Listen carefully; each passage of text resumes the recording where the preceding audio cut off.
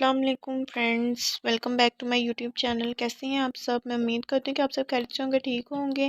تو آج ہم ایک نیو ناول سٹارٹ کرنے جا رہے ہیں جس کا نام ہے تم سب مہکنے لگے راستے، جس کی رائٹر ہے مریم عزیز، اور ہم نے آج مکمل ناول ریڈ کرنا ہے۔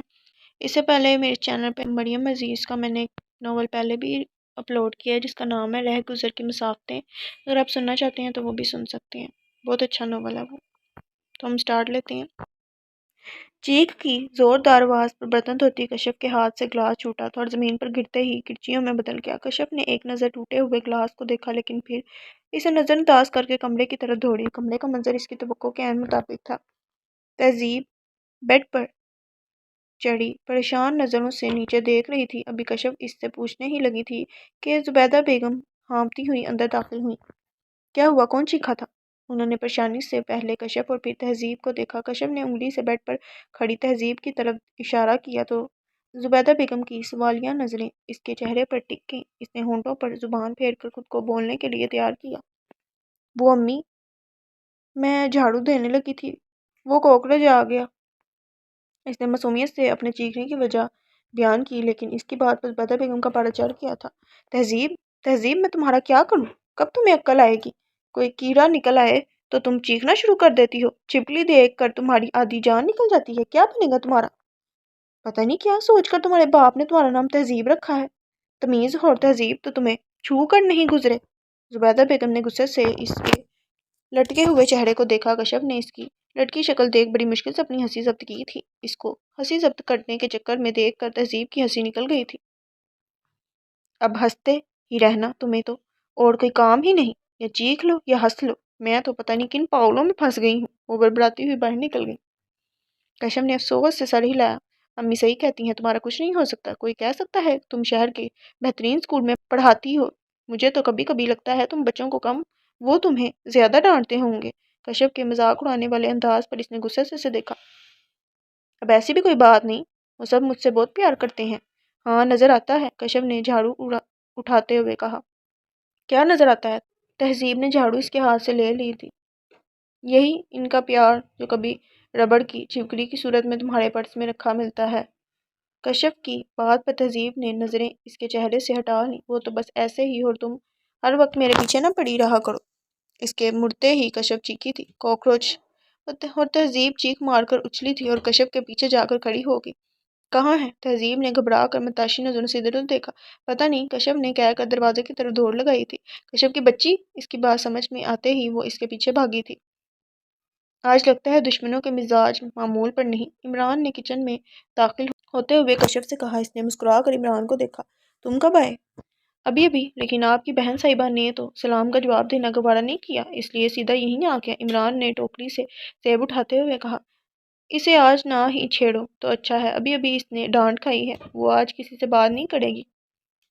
اچھا، تو اس لیے موڈ آف ہے؟ عمران نے سر ہلاتے ہوئے کہا۔ لیکن میں اسے بولنے پر مجبور کر دوں گا۔ اچھا دیکھتے ہیں۔ کشف نے اسے دیکھ کر چیلنج کیا اور چولہا بند کر کے عمران کے پیچھے آ گئی۔ تہذیب نے ایک نظر ان دونوں کو آتے دیکھا اور دوبارہ اپنا دھیان ٹی وی کی طرف مرکوز کر دیا۔ تہذیب، ابو تمہیں یاد کر رہے تھے، عمران نے اسے ٹی وی میں مگن دیکھ کر کہا، لیکن وہاں سے کوئی جواب نہیں آیا۔ اچھا کشف، چلتا ہوں اور ابو سے جا کر کہوں گا میں نے آپ کا پیغام آپ کی چہیتے کو دیا تھا، لیکن اس نے کہا میں کیا کروں؟ عمران کی سنجیدگی سے کہنے پر وہ ایک دم بھڑک اٹھی تھی۔ مانی، کتنے بڑے جھوٹے ہو تم! میں نے ایسا کب کہا؟ اس کے گھوننے پر عمران نے بڑی مشکل سے اپنی ہنسی کو روکا تھا۔ ظاہر سی بات ہے، تم جواب نہیں دو گی تو اس کا یہی مطلب نکلتا ہے، عمران نے دوبارہ بیٹھتے ہوئے کہا۔ تم ہر جگہ اپنی عقل سے کام نہ لیا کرو، تہذیب نے جل کر جواب دیا۔ پھر ابو کو کیا جواب دوں؟ تمہیں جواب دینے کی ضرورت نہیں، میں خود ان سے بات کر لوں گی، تہذیب نے اسے دیکھے بغیر کہا تھا۔ لفٹ نہ کروانے پر وہ کشف کی طرف آ گیا تھا۔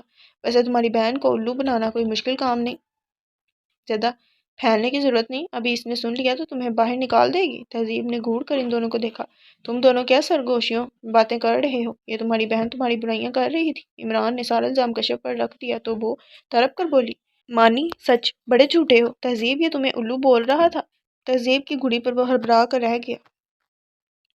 جھوٹ؟ میں تو کہہ رہا تھا تہذیب آج بہت تہذیب یافتہ لگ رہی ہے، لیکن وہ کوشن اٹھا چکی تھی، ایک کے بعد دوسرا، پھر تیسرا۔ اس نے سارے کوشن اٹھا اٹھا کر اسے مارنے شروع کر دیے۔ کچھ اسے لگ رہے تھے جبکہ کچھ کو وہ آسانی سے کیچ کر رہا تھا اور ہنستا جا رہا تھا، اور اس کی ہنسی تہذیب کے لیے جلتی پر تیل کا کام کر رہی تھی۔ اس نے نظر گھما کر کسی زبردست چیز کی تلاش شروع کی۔ تہذیب جوتی!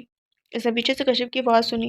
تہذیب نے جلدی سے جھک کر اپنے پاؤں سے جوتی نکالی۔ ابھی وہ سامنے کھڑے عمران پر پھینکنے والی تھی، تبھی دائیں طرف کا دروازہ کھول کر زبیدہ باہر آئیں۔ انہوں نے حیرت سے سامنے کا منظر دیکھا جہاں عمران دروازے کے ساتھ کھڑا تھا۔ تہذیب کے ہاتھ میں جوتی تھی جبکہ کشف پیچھے کھڑی عمران کو اشارے کر رہی تھی۔ دروازہ کھلتے ہی وہ تینوں اس طرف متوجہ ہوئے۔ کشف کی ہنسی رک گئی تھی، تہذیب کے چہرے کا رنگ اڑ گیا تھا جبکہ عمران کے حوصلے اور بلند ہو گئے تھے۔ اچھا ہوا تائی جان آپ آ گئی، یہ دیکھ نہیں ہے میری کتنی عزت ہو رہی ہے، جوتے مار کر گھر سے نکال رہی ہیں۔ زبیدہ بیگم کے قریب جا کر اس نے معصوم شکل بنا کر کہا، جھوٹ بولتا ہے، جھوٹ سارے جہاں کا۔ تہذیب نے چیخ کر جوتے والا ہاتھ بلند کیا۔ تہذیب کیا بدتمیزی ہے، جوتا نیچے رکھو۔ اس نے گھبرا کر جوتا نیچے رکھا۔ یہ کوئی طریقہ ہے بات کرنے کا، کوئی تمیز باقی رہ گئی ہے یا نہیں؟ بڑا ہے وہ تم سے 1 سال، وہ بڑا سا منہ بنا کر بولی۔ تو کیا 1 سال بڑا نہیں ہوتا؟ جو مانی کے لیے چائے بنا کر لاؤ۔ تہذیب نے کھا جانے والی نظر سے عمران کو دیکھا جس کے دانت ہی اندر نہیں جا رہے تھے۔ دانت تو ایسے نکال رہا ہے جیسے بہت خوبصورت ہیں، امی نہ آتی تو آج اس کے سارے دانت میرے ہاتھ سے ہی ٹوٹنے تھے۔ اس نے چائے کا پانی رکھتے ہوئے کہا، تمہیں تو میں ایسی چائے پلواتی ہوں ساری عمر یاد رکھو گے۔ تہذیب نے چینی کی جگہ ڈھیر سارا نمک چانی میں ڈالا۔ چائے کو کپ ٹرے میں رکھ کر اس نے چہرے کو سنجیدہ کیا اور باہر نکل آئی۔ چائے کا کپ عمران کو پکڑا کر وہ کشف کے پاس بیٹھ گئی تھی۔ عمران نے کپ اٹھاتے ہوئے مسکرا کر اس کے پھولے ہوئے منہ چہرے کو دیکھا، لیکن چائے کا پہلا گھونٹ پڑتے ہی اس کا منہ کا زاویہ ایک دم بگڑا تھا۔ اب اس کی حالت ایسی تھی کہ نہ تو وہ اگل سکتا تھا اور نہ ہی نکل سکتا تھا۔ اس نے گھبرا کر تہذیب کو دیکھا جو بڑی دلچسپی سے اس کی حالت دیکھ رہی تھی۔ عمران ایک دم اٹھ کر باہر کی طرف بھاگا تھا۔ زبیدہ بیگم نے گھبرا کر اسے پکارا، عمران! کشف بھی حیرانگی سے اٹھی جبکہ تہذیب اطمینان سے ٹی وی دیکھنے میں مہو تھی۔ تب ہی عمران دوبارہ اندر آیا۔ کیا ہوا بیٹا، طبیعت تو ٹھیک ہے نا؟ زبیدہ نے پریشانی سے اس کے سرخ چہرے کو دیکھا۔ اچھا تائی جان چلتا ہوں۔ بیٹا چائے؟ نہیں تائی جان، مجھے ایک ضروری کام یاد آ گیا ہے، پھر آؤں گا۔ وہ جلدی جلدی کہہ کر نکل گیا، مبادہ اسے چائے نہ پینی پڑ جائے۔ کمال ہے، ابھی تو چائے کا کہہ رہا تھا اور اب پی بھی نہیں۔ وہ صوفے پر بیٹھ گئی اور سامنے رکھا کپ اٹھا لیا۔ تہذیب نے گھبرا کر دیکھا، امی یہ مجھے دے دیں۔ اس نے جلدی سے کپ ان کے ہاتھ سے لے لیا۔ یہ کیا بدتمیزی ہے تہذیب؟ انہوں نے ناگواری سے اسے دیکھا۔ امی یہ چائے ٹھیک نہیں۔ کیوں، کیا ہے اسے؟ انہوں نے نہ سمجھنے والے انداز میں اسے دیکھا۔ وہ اس میں نمک ہے۔ اس کے کہنے پر انہیں بے سختہ عمران کی حالت یاد آئی۔ کشف کی ہنسی نکل گئی جبکہ انہوں نے اپنا ماتھا پیٹ لیا تھا۔ اس سے پہلے کہ وہ سٹارٹ لیتی اس نے کمرے سے نکلنے میں ہی عافیت سمجھی۔ میری تو سمجھ میں نہیں آتا اس لڑکی کا کیا کروں۔ ایک کشف ہے، مجال ہے کبھی اس نے مجھے تنگ کیا ہو۔ سارا گھر سنوار رکھا ہے، اتنی سلجھی ہوئی ہے کہ اپنے کیا غیر بھی تعریف کرتے ہیں، لیکن تہذیب اسے سوائے شور مچانے اور کام بگاڑنے کے علاوہ کچھ نہیں آتا۔ کیوں، اب کیا کر دیا اس نے؟ آج مانی آیا تھا، جب وہ آئے آپ کی لاڈری نے ضرور اس سے بدتمیزی کرنی ہوتی ہے۔ آج بھی اتنے دن بعد آیا تھا، پہلے جوتی لے کر کھڑی ہو گئی، پھر چائے میں ڈھیر سارا نمک ملا کر اسے پلا دیا۔ وہ بچہ بیچارہ چپ کر کے چلا گیا۔ اتنا ڈانٹتی ہوں لیکن مجال ہے اسے اثر ہو، آپ نے اسے سر چڑھا رکھا ہے۔ زبیدہ بیگم کی بات پر وہ ہنسی نہیں روک سکتے۔ ان کی ہنسی نے جلدی پر تیل کا کام کیا تھا۔ ہاں ہاں ہنس لیں، آپ کو اور آپ کی بیٹی کو اور کام ہی کیا ہے؟ بھائی بیگم بچے ہیں، اگر ایک دوسرے سے مذاق کر لیتے ہیں تو حرج ہی کیا ہے؟ حرج ہے اصغر، کل کو تہذیب کو اسی گھر جانا ہے۔ اب تو مانی اس کی ہر بات ہنس کر برداشت کر جاتا ہے، کل کو رشتہ بدلے گا تو یہی باتیں مصیبت بن جائیں گی۔ کوئی بھی شوہر یہ برداشت نہیں کرتا اس کی بیوی اس سے بدتمیزی کرے۔ اتنی بے تکلفی بھی اچھی نہیں ہوتی۔ سعدیہ کے مزاج کو تو آپ جانتے ہیں، وہ تو پہلے ہی تہذیب کو پسند نہیں کرتی، صرف مانی کی وجہ سے برداشت کر رہی ہے۔ انہوں نے مانی کی ماں کا حوالہ دیا۔ زبیدہ بیگم کی بات پر اصغر صاحب چپ سے ہو گئے۔ زبیدہ بیگم نے غور سے ان کی سنجیدہ شکل دیکھی۔ دیکھو زبیدہ، میں تہذیب کو بہت اچھی طرح سمجھتا ہوں، اس میں ابھی بچپنا ہے لیکن سمجھدار ہے، وقت کے ساتھ ساتھ خود ہی سمجھ جائے گی۔ آپ بھی کمال کرتے ہیں اصغر، 24 سال کی ہو چکی ہے۔ آپا کا فون آ گیا تھا، وہ کشف کی رخصتی کروانا چاہتی ہیں اور میں کشف کے ساتھ تہذیب کا بھی سوچ رہی تھی، لیکن اب بہت مشکل لگتا ہے۔ تھوڑی سی سمجھ تو ضروری ہے، چھوٹی چھوٹی باتوں پر رونا شروع کر دیتی ہے، لوگ اتنا نخرہ برداشت نہیں کرتے۔ پریشانی ان کے لہجے سے ظاہر ہو رہی تھی۔ زبیدہ تم خواہ فکر کر رہی ہو، سعدیہ بھابی اور افضل بھائی کوئی غیر نہیں، اس کے سگے چچا چچی ہیں۔ وہ شروع سے اس کی عادت سے واقف ہے۔ مانی اچھا بچہ ہے، بچپن کا ان کا ساتھ ہے، وہ سمجھتا ہے تہذیب کو، تم فکر نہ کرو، سب ٹھیک ہوگا۔ اور جہاں تک تہذیب کی بات ہے، اس کی شادی کے بارے میں ابھی رہنے دو، ابھی صرف کشف کے بارے میں سوچو۔ آپ کیا سمجھتے ہیں مجھے تہذیب سے پیار نہیں ہے؟ بہت ہے، لیکن میں اس کی حرکتوں سے ڈرتی ہوں۔ بچپنا ماں باپ کی دہلیز تک ہی اچھا لگتا ہے، آگے چاہے کوئی بھی ہو، چچا چچی کوئی برداشت نہیں کرتا۔ ان کے افسردہ لہجے پر عسکر صاحب مسکرا دیے۔ اچھا بابا ٹھیک ہے، تم کہتی ہو تو میں اسے سمجھا دوں گا، بلکہ ابھی سمجھا دیتا ہوں۔ تہذیب، انہوں نے اونچی آواز میں تہذیب کو پکارا۔ جی ابو۔ کچھ دیر بعد وہ ان کے سامنے تھی۔ تمہاری امی شکایت کر رہی تھی۔ تمہاری امی شکایت کر رہی ہیں، یہ کون سی نئی بات ہے؟ ان کے کہنے پر وہ لاپرواہی سے بولی تو زبیدہ نے غصے سے اسے گھوڑا۔ بیٹا، آپ نے مانی کی چائے میں نمک کیوں نہیں لایا؟ ابو، وہ ہے ہی اس قابل، امی کے سامنے معصوم بن جاتا ہے، میں تو اسے اور مزہ چکھاتی، وہ تو دیکھا آپ نے کیسے زبان چل رہی ہے۔ زبیدہ بیگم کا پاڑا پھر چڑھ گیا تھا۔ بری بات بیٹا، ایسے نہیں کرتے، وہ بڑا ہے تم سے، آئندہ اس کی چائے میں نمک مت ملانا۔ عسکر صاحب نے اپنی مسکراہٹ روک کر سنجیدگی سے کہا تھا۔ تو پھر کیا ملاؤں ابو؟ اس نے ان کے قریب جا کر قدرے رازداری سے پوچھا۔ عسکر صاحب بھی کوئی ایسا ہی جواب دینا چاہتے تھے، لیکن ان کی نظر زبیدہ بیگم کے غصیلے چہرے پر پڑ گئی تھی۔ میں ہی پاگل ہوں جو آپ سے بات کی، آپ دونوں باپ بیٹی کبھی نہیں سدھر سکتے۔ وہ پیر پٹکتے ہوئے باہر نکل گئی تو تہذیب باپ کو دیکھ کر ہنس پڑی۔ آنٹی، مزہ آ گیا آج، اتنے دن بعد گھر کا کھانا کھایا ہے۔ حسن نے چکن کڑاہی سے اچھی طرح انصاف کرنے کے بعد قمر بیگم کو دیکھا تو وہ مسکرا دی۔ تم سے کتنی دفعہ کہا ہے، جب تک فائزہ کراچی سے واپس نہیں آ جاتی تم یہاں آ جایا کرو، لیکن تم پر کوئی اثر ہی نہیں ہوتا۔ کیا کروں آنٹی، آپ کے بیٹے کے ساتھ رہ رہ کر میرے احساسات بھی ختم ہیں۔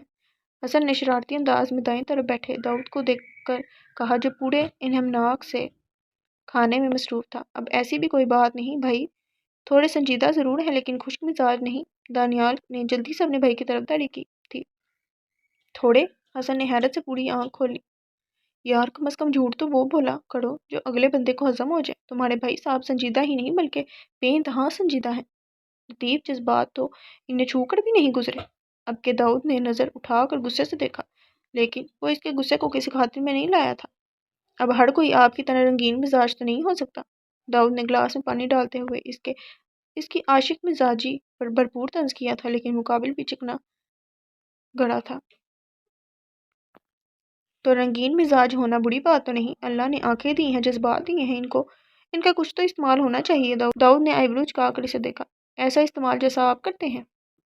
میں کیا کرتا ہوں؟ وہ انجان بن کر داؤد کو دیکھنے لگا۔ میرا منہ نہ کھلواؤ، داؤد کہہ کر کھڑا ہو گیا تھا۔ اس کے اٹھتے ہی حسن اور دانیال بھی کھڑے ہو گئے تھے۔ وہ ٹی وی کی طرف متوجہ ہو گیا، جبکہ حسن اب دانیال کے ساتھ بحث میں مصروف تھا۔ قمر بیگم ٹرالی لے کر اندر داخل ہوئی۔ آنٹی، آپ اس کی شادی کیوں نہیں کر دیتی؟ شاید مصوف کو کوئی افاقہ ہی ہو جائے۔ قمر بیگم کے بیٹھتے ہی حسن ایک بار پھر شروع ہو گیا۔ داؤد نے کھا جانے والی نظروں سے اسے دیکھا۔ آنٹی، پتہ ہے مجھے کیا لگتا ہے؟ کسی لڑکی کا چکر ہے، یا تو وہ شادی کے لیے مان نہیں رہی یا کسی لڑکی کی بے وفائی کا غم دل سے لگا بیٹھا ہے۔ حسن کی بکواس پر قمر بیگم نے جن نظروں سے اس کی طرف دیکھا تھا نا، داؤد کا دل چاہا اپنا 11 نمبر جوتا اتار کر اس کے سر پر 10 لگائے اور ایک گنے۔ داؤد، اگر تمہیں کوئی لڑکی پسند ہے تو مجھے بتاؤ۔ میرے لیے سب سے اہم یہ بات ہے کہ تمہارا گھر آباد ہو، اور اگر لڑکی بھی تمہاری پسند کی ہو تو وہ اور بھی اچھا ہے۔ ماما، ایسی کوئی بات نہیں، اب کے وقت آ کر بولا۔ تم سچ کہہ رہے ہو؟ وہ ہنس پڑا تھا۔ میں نے ایک لڑکی دیکھی ہے، مجھے بہت پسند ہے۔ کون آنٹی؟ داؤد سے زیادہ حسن نے اشتیاق سے پوچھا تھا۔ کالونی میں ان کی بیٹی ڈاکٹر ہے، بہت سلجھی ہوئی بچی ہے، اسے دیکھا تو بی میجر حامد ہے، مجھے خیال آیا وہ داؤد کے ساتھ جچے گی۔ حسن نے آئی برو چکا کر دانیال کو دیکھا جو پہلے ہی مسکرا رہا تھا، جبکہ داؤد کا سارا دھیان ٹی وی کی طرف تھا۔ داؤد، پھر میں ان سے بات کروں؟ آپ کو ٹھیک لگتا ہے تو ضرور کریں، بس ایک بات، لڑکی میں میچورٹی ہونی چاہیے۔ مجھے رونے دھونے والی، خاص طور پر جن میں بچپنا ہو، وہ لڑکیاں بالکل پسند نہیں۔ ٹھیک ہے، میں مسز حامد سے بات کرتی ہوں، لیکن پھر بھی پہلے تم اس لڑکی سے مل لو، اس کی بات فائنل کرتے ہیں۔ اس نے گہرا سانس لے کر سر اس بات میں ہلایا تھا۔ جب وہ گھر داخل ہوا تو کافی تھکا ہوا تھا، اس کا ارادہ بات لے کر سونے کا تھا، لیکن لاؤنج میں داخل ہوتے ہی اسے عجیب سا احساس ہوا تھا۔ اس سے پہلے وہ پوری طرح سمجھتا ڈائننگ روم کا دروازہ کھول کر قمر بیگم لاؤنج میں داخل ہوئی اور اسے وہاں دیکھ کر حیران بھی۔ تم کب آئے؟ ابھی ابھی، کہنے کے ساتھ اس نے ڈائننگ روم کے دروازے کی طرف دیکھا جہاں سے ملی جلی آوازیں آ رہی تھی۔ کون آیا ہوا ہے؟ اس نے اب نظریں قمر بیگم کے چہرے پر ٹکا دی۔ ہاں میں نے تمہیں میجر حامد کی بیٹی کے بارے میں بتایا تھا نا، ان کی فیملی کو انوائٹ کیا ہے۔ داؤد کی پیشانی پر بل پڑ گئے۔ داؤد، انہیں میں نے بلایا ہے تم سے ملنے کے لیے۔ وہ جو انکار کا سوچ رہا تھا ان کی بات سن کر چپ رہ گیا۔ میں چینج کر کے آتا ہوں، اس نے اپنے یونیفارم کی طرف اشارہ کر کے کہا۔ جب وہ ڈائننگ روم میں داخل ہوا سب باتوں میں مصروف تھے۔ اس کی بآواز بلند سلام کرنے پر سب اس کی طرف متوجہ ہو گئے۔ ان میں سے ایک آدمی جو گہرے سانولے رنگ کا تھا، اس نے اٹھ کر داؤد سے مصافحہ کیا اور میجر حامد کے نام سے اپنا تعارف کروایا۔ اس آدمی کے علاوہ وہاں ایک عورت جو یقیناً مسز حامد تھی اور 2 عدد لڑکیاں بھی تھیں۔ وہ کچھ دیر فارمیلٹی کے طور پر میجر صاحب سے بات کرتا رہا، پھر ایکسکیوز کر کے کھڑا ہو گیا۔ اب سونے کا تو موقع نہیں رہا تھا تو وہ کچن میں آ گیا۔ اس کا ارادہ کافی پینے کا تھا۔ ابھی وہ سوچ ہی رہا تھا کہ قمر بیگم اندر داخل ہوئی۔ داؤد ذرا بات سننا۔ بڑے نارمل انداز میں باہر آیا تھا لیکن صوفے کے قریب کھڑی اس لڑکی کو دیکھ کر وہیں رک گیا۔ داؤد، یہ نورین ہے اور نورین یہ داؤد ہے میرا بیٹا، تم دونوں باتیں کرو اور جو پوچھنا اور جاننا ہے ایک دوسرے کے بارے میں پوچھ لو۔ وہ مسکرا کر دونوں کو دیکھ کر دوبارہ ڈائننگ روم میں چلی گئی۔ داؤد کا ارادہ کسی بھی قسم کے انٹرویو لینے کا نہیں تھا لیکن اپنی ماں کی بات کو رد کر کے ان کی بے عزتی بھی نہیں کروا سکتا تھا۔ آپ بیٹھیں، اسے بیٹھنے کا کہہ کر وہ خود بھی اس کے سامنے بیٹھ گیا۔ ابھی وہ سوچ ہی رہا تھا کہ کیا پوچھے جب وہ خود بول پڑی۔ CSS کر رکھا ہے آنٹی، بتا رہی تھی آپ نے؟ داؤد نے نظر اٹھا کر اسے دیکھا، وہ اسے ہی دیکھ رہی تھی۔ جی۔ اس کے بعد آپ نے پولیس فورس جوائن کی؟ اب بھی اس نے جی کی صورت میں مختصر جواب دیا۔ انٹرویو اسے لینا چاہیے تھا اور لے وہ رہی تھی۔ چند منٹوں میں ہی داؤد کو اندازہ ہو گیا لڑکی کافی کانفیڈنٹ ہے۔ کچھ دن پہلے میں نے اخبار میں آپ کے بارے میں پڑھا تھا، آپ نے اسمگلرز کے بہت بڑے گروہ کو پکڑا ہے۔ میں آپ سے بہت امپریس ہوئی تھی۔ میں نے کبھی سوچا نہیں تھا کبھی یوں میں آپ کے سامنے بیٹھی ہوں گی۔ میں آپ کو بتا نہیں سکتی میں کیسا محسوس کر رہی ہوں۔ اس کی آواز سے ایک دم ایکسائٹمنٹ جھلکنے لگی تھی۔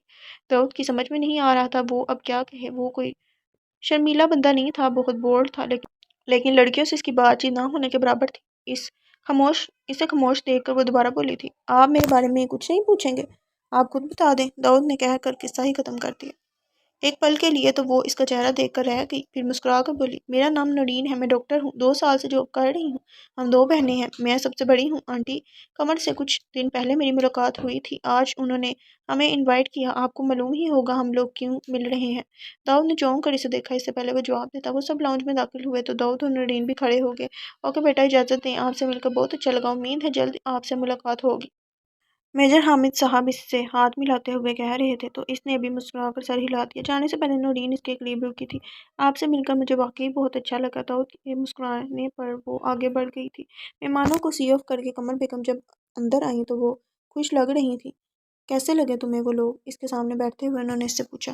اچھے ہیں۔ اور نورین کیسی لگی تمہیں؟ انہوں نے اشتیاق سے اپنے بیٹے کا چہرہ دیکھا۔ اچھی ہے، بس اچھی۔ ان کے کہنے پر مسکرا دیا تھا۔ تو اور کیا کہوں؟ تو میں انہیں ہاں کر دوں؟ اتنی جلدی کیا ہے ماما؟ ان کی ہتھیلی پر سرسوں جمانے والے طریقے پر وہ جذبت ہو کر بولا تھا۔ داؤد، نورین بالکل ویسی ہے جیسا تم نے کہا تھا، سوبر، ایجوکیٹڈ، بیوٹیفل اور بولڈ بھی۔ اگلے لفظ کا اضافہ اس نے خود کر دیا تو قمر بیگم چپ کر گئی۔ واقعی نورین کچھ زیادہ ہی بولڈ تھی۔ ان کا چہرہ اترتے دیکھ کر داؤد نے سر جھٹکا۔ اگر آپ کو ٹھیک لگتا ہے تو مجھے منظور ہے، وہ کہہ کر ان کا رد عمل دیکھنے کے لیے رکا نہیں تھا۔ بہت ہی ڈراؤنا خواب تھا جس نے انہیں گہری نیند سے اٹھنے پر مجبور کر دیا تھا۔ وہ جھٹکے سے اٹھ بیٹھی تھی۔ کچھ دیر تو ان کی سمجھ میں کچھ نہیں آیا، وہ اندھیرے میں گھورتی رہی، پھر انہوں نے ہاتھ بڑھا کر سائیڈ لیمپ آن کیا۔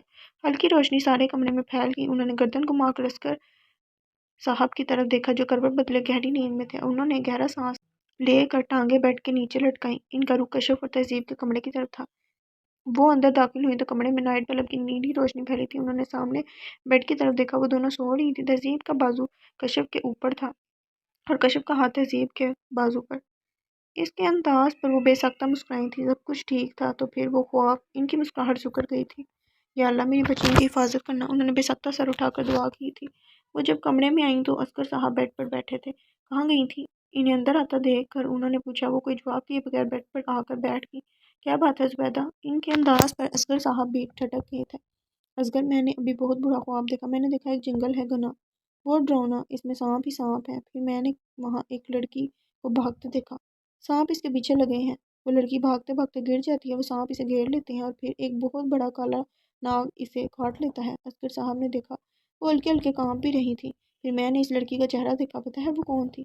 جب انہوں نے سوالی نظروں سے اصغر کو دیکھا تو ان کی آنکھیں آنسوں سے بھری تھیں۔ ایک پل کے لیے اصغر صاحب بھی ڈر گئے۔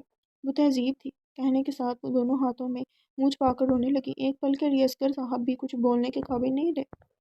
آپ جانتے ہیں نا، صاحب کا نظر آنا بھی بڑا ہے، پھر اس نے تہذیب کو کاٹا بھی ہے۔ وہ مسلسل رو رہی تھی، جبکہ اصغر صاحب بھی پریشان ہو گئے تھے، لیکن پھر انہوں نے خود کو سنبھال لیا تھا۔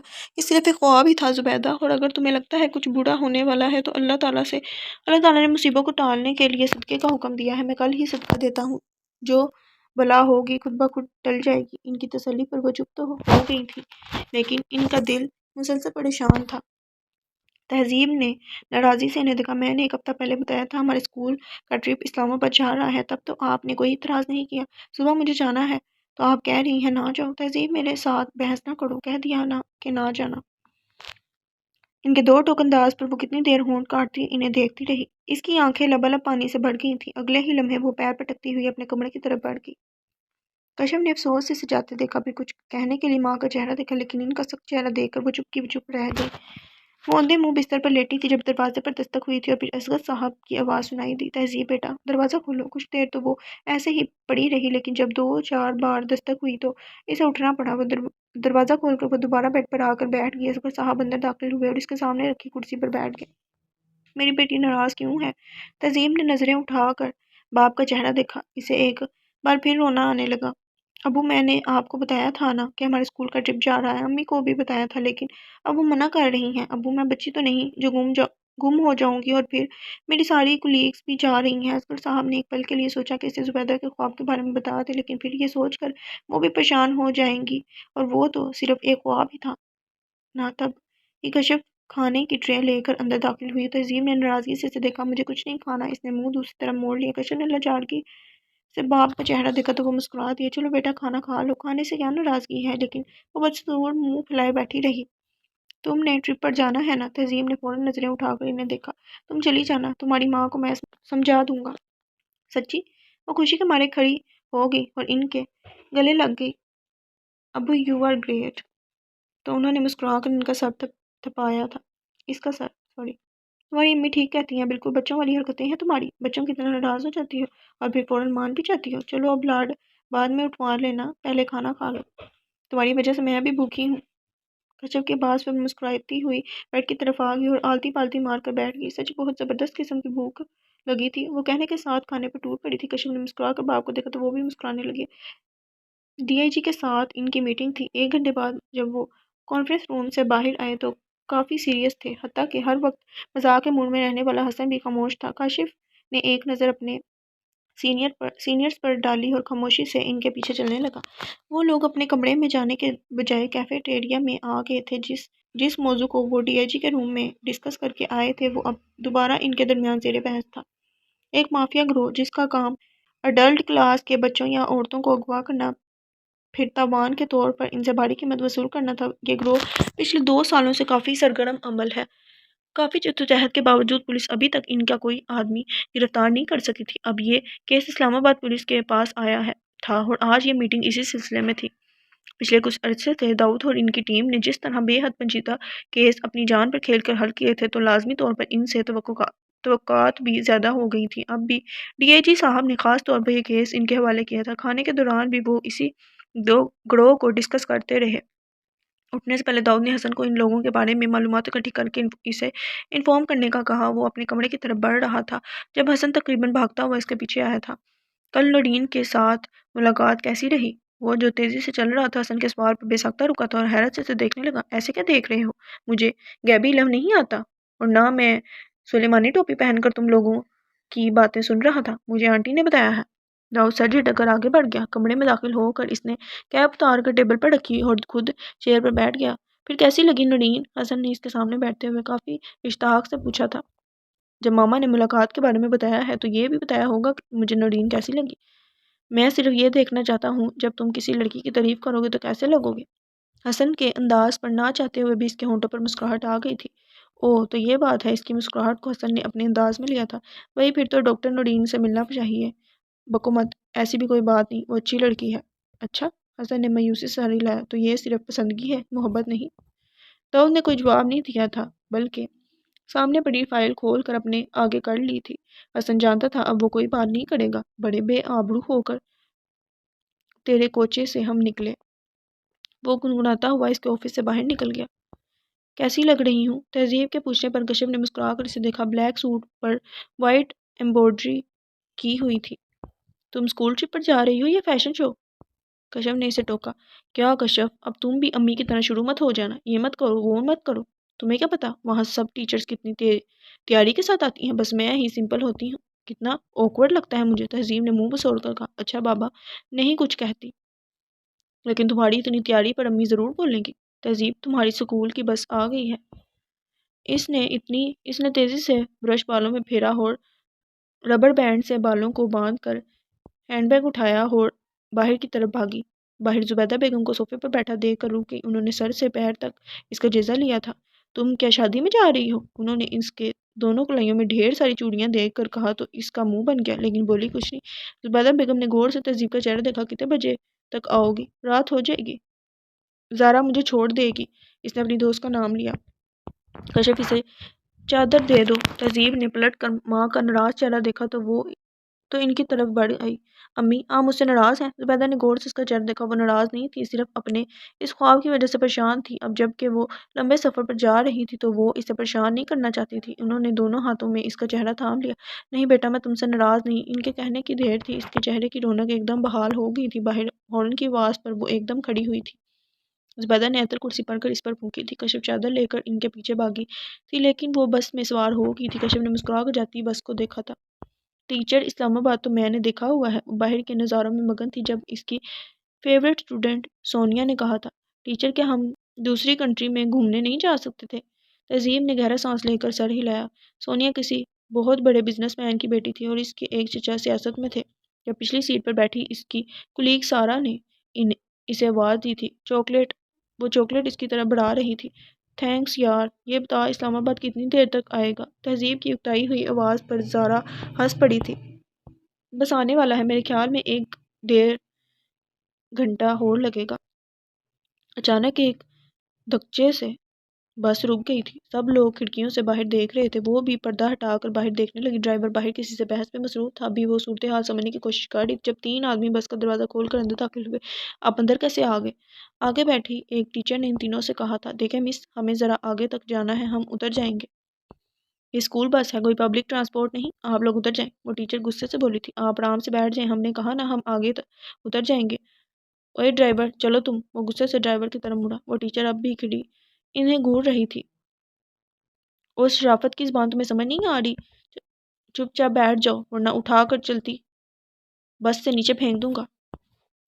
اس کا انداز ہی ایسا تھا کہ اس ٹیچر کے ساتھ بیٹھے لوگ بھی خوفزدہ ہو کر انہیں دیکھنے لگے۔ بس چل پڑی تھی اور اس بس میں موجود وہ سب لوگ ان تینوں کا مقصد جاننے سے قاصر تھے۔ وہ تینوں اب بس میں بیٹھے لوگوں کا جائزہ لے رہے تھے۔ تب ہی ان میں سے ایک نے جیب سے تصویر نکالی اور پچھلی سیٹوں کی طرف دیکھ کر اپنے دوسرے ساتھی کے کان میں کچھ کہا۔ ان میں سے جو تیسرا آدمی، جس کی عمر لگ بھگ 27-28 سال تھی، اس نے موبائل پر کسی سے بات کی تھی۔ وہ لوگ 15 منٹ سے کھڑے تھے اور ان کا تیسرا ساتھی، جس نے موبائل پر بات کی تھی، پچھلے 15 منٹ سے تہذیب کو گھورنے میں مصروف تھا۔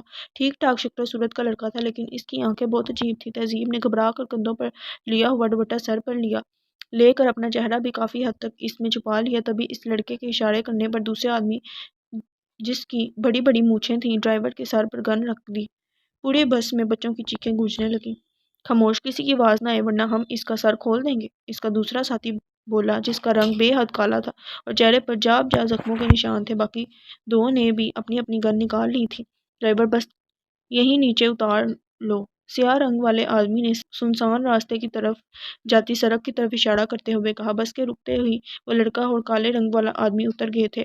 ان کے بس کے پیچھے جو دوسری اسکول بس آ رہی تھی وہ بھی ان کے قریب آ کے رک گئی تھی۔ اس میں بھی ان کے 2 آدمی تھے۔ ان کے وہاں رکے کافی دیر گزر گئی تھی۔ شام کے سائے بھی آہستہ آہستہ پھیل رہے تھے۔ بچوں کا رونا بھی اب بند ہو گیا تھا، لیکن وہ مسلسل سہمی ہوئی تھی، نظروں سے باہر دیکھ رہے تھے۔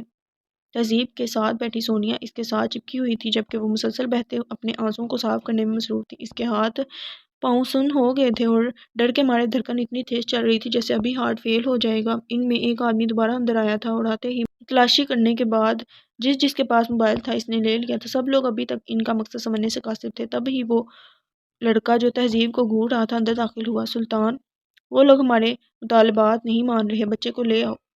اس کی بات پر سب نے گھبرا کر انہیں دیکھا۔ اس لڑکے نے اس لمبی مونچھوں والے کو سلطان کے نام سے بلایا۔ سلطان پچھلی سیٹوں کی طرف بڑھنے لگا۔ اپنی سیٹ کی طرف بڑھتا دیکھ کر تہذیب کی سانس سینے میں اٹک کر رہ گئی۔ اچانک سلطان نامی شخص نے آگے بڑھ کر سونیا کا بازو دبوچ لیا۔ سونیا کی چیخیں ساری بس میں گونجنے لگی تھی۔ اس کو دیکھ کر باقی بچے بھی رونے لگے تھے۔ میں نہیں جاؤں گی ٹیچر، میں نہیں جاؤں گی۔ سونیا نے چلاتے ہوئے اس کا ہاتھ مضبوطی سے تھام لیا تھا۔ سونیا کی آنسو دیکھ کر اس کے اپنے آنسو میں روانی آ گئی تھی۔ وہ شخص اس کو مسلسل کھینچ رہا تھا اور تہذیب کے ڈر کے مارے سارے حواس سلب ہو کر رہ گئے تھے۔ سلطان، اس لڑکی کو بھی ساتھ لے آؤ۔ وہ جو پہلے ہی گھبرائی ہوئی تھی، اس اچانک آفتاب پر اس کے رہے سے اوسان بھی خطا ہو گئے۔ لیکن بابر، اس لڑکی کا کیا کرنا؟ سلطان نے حیرانگی سے دیکھا۔ میں نے کہا نا اس لڑکی کو بھی لے آؤ، اب کہ اس نے حکمیہ انداز میں کہا۔ میں نہیں جاؤں گی۔ ڈر کے مارے اس کی آواز کانپ رہی تھی۔ سلطان نے بیڈ کی طرف دیکھا تھا، تبھی وہ خود آگے بڑھا تھا۔ تم بچی کو لے جاؤ۔ اس کے کہنے کی دیر تھی، اس سے پہلے وہ صرف سونیا کو بازو کھینچ رہا تھا۔ حکم ملتے ہی اس نے سونیا کو جھٹکا دے کر کھڑا کیا اور گود میں اٹھا لیا۔ سونیا چیخنے کے ساتھ بری طرح اس کی گرفت میں مچل رہی تھی۔ بس میں بیٹھے کسی آدمی نے اتنی جرات نہیں کی کہ اس آدمی کو روک سکے، کیونکہ اس کے پاس گن تھی اور جان کسے پیاری نہیں ہوتی۔ سلطان کے بس سے باہر نکلتے ہی بابر اس کی سیٹ کے باہر بالکل پاس آ کر کھڑا ہو گیا۔ تہذیب نے سہمی ہوئی نظروں سے اسے دیکھا اور بالکل کھڑکی کے ساتھ لگ گئی۔ بابر نے جھک کر اس کا ہاتھ پکڑا تھا۔ اس کے منہ سے چیخ نکلی تھی، ہاتھ چھوڑو میرا۔ وہ اب دوسرے ہاتھ سے اپنا ہاتھ چھڑوانے کی کوشش بھی کر رہی تھی، لیکن اس کی گرفت مضبوط تھی۔ وہ اسے کھینچ کر اٹھانے میں کامیاب ہو گیا۔ سر پلیز مجھے بچائیں۔ وہ اسے کھینچ کر لے جا رہا تھا جب اس نے خاور صاحب، جو ان کے اسکول کے اسپورٹس ٹیچر تھے، ان کی سیٹ کو مضبوطی سے تھام کر التجا کی تھی۔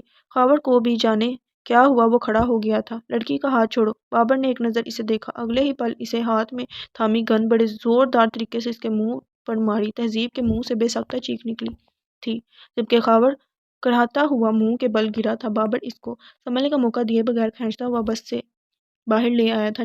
نکلنے سے پہلے اس نے سب لوگوں کو وارن کیا تھا، اگر تم لوگوں کو اپنی جان پیاری ہے اور تم لوگ چاہتے ہو کہ اپنے گھروں کو صحیح سلامت جاؤ، تو کوئی آواز، کوئی چلاکی نہیں۔ ہمارے اترتے ہی تم لوگ جا سکتے ہو۔ ان کے اترتے ہی بس چل پڑی تھی اور اس کے پیچھے دوسری بس بھی، جبکہ وہ حیران پریشان ان بسوں کو جاتا دیکھتی رہی۔ بابر، اس بچی کو تو ہم نے تاوان کے طور پر رکھا ہے، لیکن یہ لڑکی۔ سلطان نے تہذیب کو دیکھ کر بابر کو دیکھا، جو اب اس کا ہاتھ چھوڑ کر اپنی گن کا بوکٹ چیک کرنے میں مصروف تھا۔ یہ لڑکی مجھے اچھی لگی ہے۔ بچی کو ہم کام ہونے کے بعد چھوڑ دیں گے، لیکن یہ لڑکی اب میرے پاس رہے گی۔ تہذیب رونا دھونا بھول کر اب اس کی شکل دیکھنے لگی، جو بڑے غور سے صحیح دیکھ رہا تھا۔ اس کا دماغ ایک دم معاف ہو گیا تھا۔ سونیا اس آدمی سے ہاتھ چھڑوا کر اس سے لپٹ گئی تھی، لیکن اس میں ہاتھ ہلانے کی سکت نہیں رہی تھی۔ اسے اپنی جان کی نہیں، صرف اپنی عزت کی فکر تھی۔ کیوں کسی ڈاکو کا اسے اپنے پاس رکھنا، اور وہ اس کی خود پر جمی نظریں۔ اس نے بے چینی سے ارد گرد کا جائزہ لیا۔ وہ کافی سنسان جگہ تھی، درختوں کی جھنڈ ہی جھنڈ تھے۔ یار بابر، یہ لڑکی کہیں کوئی مصیبت کھڑی نہ کر دے۔ پہلے ہی نواز بتا رہا ہے پولیس کو اطلاع مل چکی ہے۔ بس سلطان، اور کوئی بات نہیں، یہ لڑکی ہمارے ساتھ جائے گی۔ نواز سے کہو گاڑی یہیں لے آئے، تب تک میں اس سے دو چار باتیں ہی کر لوں۔ وہ مسکراتا ہوا تہذیب کی طرف بڑھا اور اسی طرح بڑے بے ساختہ انداز میں وہ پیچھے ہٹی تھی۔ اسے مسلسل پیچھے ہٹتا دیکھ کر وہ رک گیا تھا اور تہذیب کے قدم بھی رک گئے تھے۔ وہ اسے ایسے دیکھ رہی تھی جیسے کوئی ہرنی شکار ہونے سے پہلے رحم طلب نظروں سے اپنی شکاری کو دیکھتی ہے۔ ایسے دیکھو گی تو میں کیسے خود کو روک پاؤں گا؟ وہ ایک لمحہ ضائع کیے بغیر اس کے پاس آیا اور اسے دونوں بازوؤں سے تھام لیا۔ تہذیب کی روح پناہ ہو گئی تھی، مگر اس سے پہلے کہ وہ مزید کوئی حرکت کرتا، پولیس کی گاڑی کا سائرن سنائی دیا۔ بابر نے ایک دم سے اسے چھوڑ کر پیچھے دیکھا تھا۔ تہذیب کے ذہن نے بجلی کی تیزی سے کام کیا تھا۔ اس نے قریب کھڑی سونیا کا ہاتھ پکڑا اور سمت کا تعین کیے بغیر دوڑ لگا دی۔ اس کو بھاگتے دیکھ کر بابر ایک پل کے لیے حیران رہ گیا اور پھر وہ اس کے پیچھے بھاگا تھا اور بابر کے پیچھے سلطان۔ وہ پاگلوں کی طرح بھاگتی جا رہی تھی۔ وہ نہیں جانتی تھی راستہ کون سا ہے، اسے صرف یہ پتا تھا اس نے اپنی عزت بچانی ہے۔ سونیا کا پاؤں پھسلا تھا اور وہ وہیں گر گئی تھی۔ تہذیب نے گھبرا کر اسے دیکھا، وہ اسے اٹھانے کے لیے مڑنے والی تھی، تبھی اسے بھاگتے قدموں کی آواز نزدیک سے آئی تو وہ سونیا پر ایک بے بس نظر ڈال کر پھر بھاگنے لگی تھی۔ وہ کتنا بھاگی تھی اسے اندازہ نہیں تھا، لیکن جب سانس پھولنے لگا اور بھاگنے کی ہمت نہیں رہی تو اس نے درخت کے تنے سے ٹیک لگا دی۔ کچھ دیر بعد اس نے درخت کی اوٹ سے دیکھا، کچھ فاصلے پر اسے وہ دونوں نظر آئے تھے جو متلاشی نظروں سے اسے ہی ڈھونڈ رہے تھے، جبکہ سونیا ان کی گرفت میں تھی۔ سائرن کی آواز اب کافی قریب سے آ رہی تھی۔ بابر یار چل، سلطان نے اس کا بازو پکڑ کر کھینچا تھا۔ نہیں، مجھے یہ لڑکی چاہیے۔ نہیں بابر، اس وقت ہمارے پاس مزید کوئی چانس نہیں، یہ نہ ہو ہم جان سے بھی جائیں۔ ابھی چلو زندہ ہے تو اسے ڈھونڈ لیں گے۔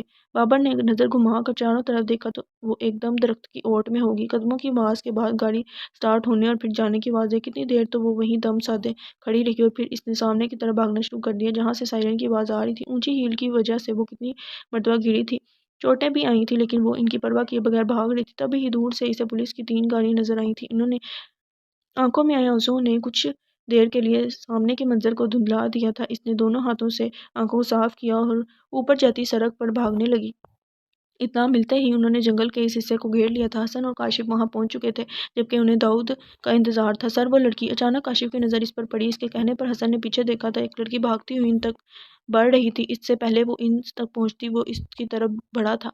کون ہیں آپ اور یہاں کیا کر رہی ہیں؟ حسن نے بغور اس کا جائزہ لیا تھا۔ میں یہاں وہ بس سونیا۔ مسلسل رونے سے اس کی ہچکیاں بند گئی تھیں، وہ اپنی بات مکمل نہیں کر پا رہی تھی، لیکن سونیا اور بس کے ذکر سے وہ کچھ معاملہ سمجھ گیا تھا۔ آپ سونیا کو کیسے جانتی ہیں؟ میں اس کی ٹیچر ہوں۔ وہ بری طرح رونے لگی تھی۔ کاشف پانی لاؤ۔ دیکھیں آپ چپ کر جائیں، لیں یہ پانی پی لیں۔ حسن نے کاشف کے ہاتھ سے پانی کی بوتل لے کر اس کی طرف بڑھائی۔ اس نے بہت مشکل سے 3-4 گھونٹ پیے تھے۔ آپ ریلیکس ہو جائیں اور مجھے آرام سے بتائیں وہ لوگ کس طرح گئے ہیں۔ حسن کے پوچھنے پر اس نے ہاتھ سے نیچے جانے والی سڑک کی طرف اشارہ کیا۔ حسن نے ایک نظر اس کی طرف دیکھ کر کاشف کا اشارہ کیا تھا، کاشف کو جس نے سر ہلا کر ہاتھ میں پکڑے سیل فون پر کوئی نمبر پریس کیا۔ حسن کاشف کے پاس آ گیا تھا۔ داؤد کو فون کیا؟ جی سر، وہ نکل چکے ہیں۔ حسن نے سر ہلا کر دوبارہ تہذیب کی طرف دیکھا جو گاڑی سے ٹیک لگائے کھڑی تھی۔ اس کے کھڑے ہونے کا انداز ایسا تھا جیسے بہت مشکل سے کھڑی ہو۔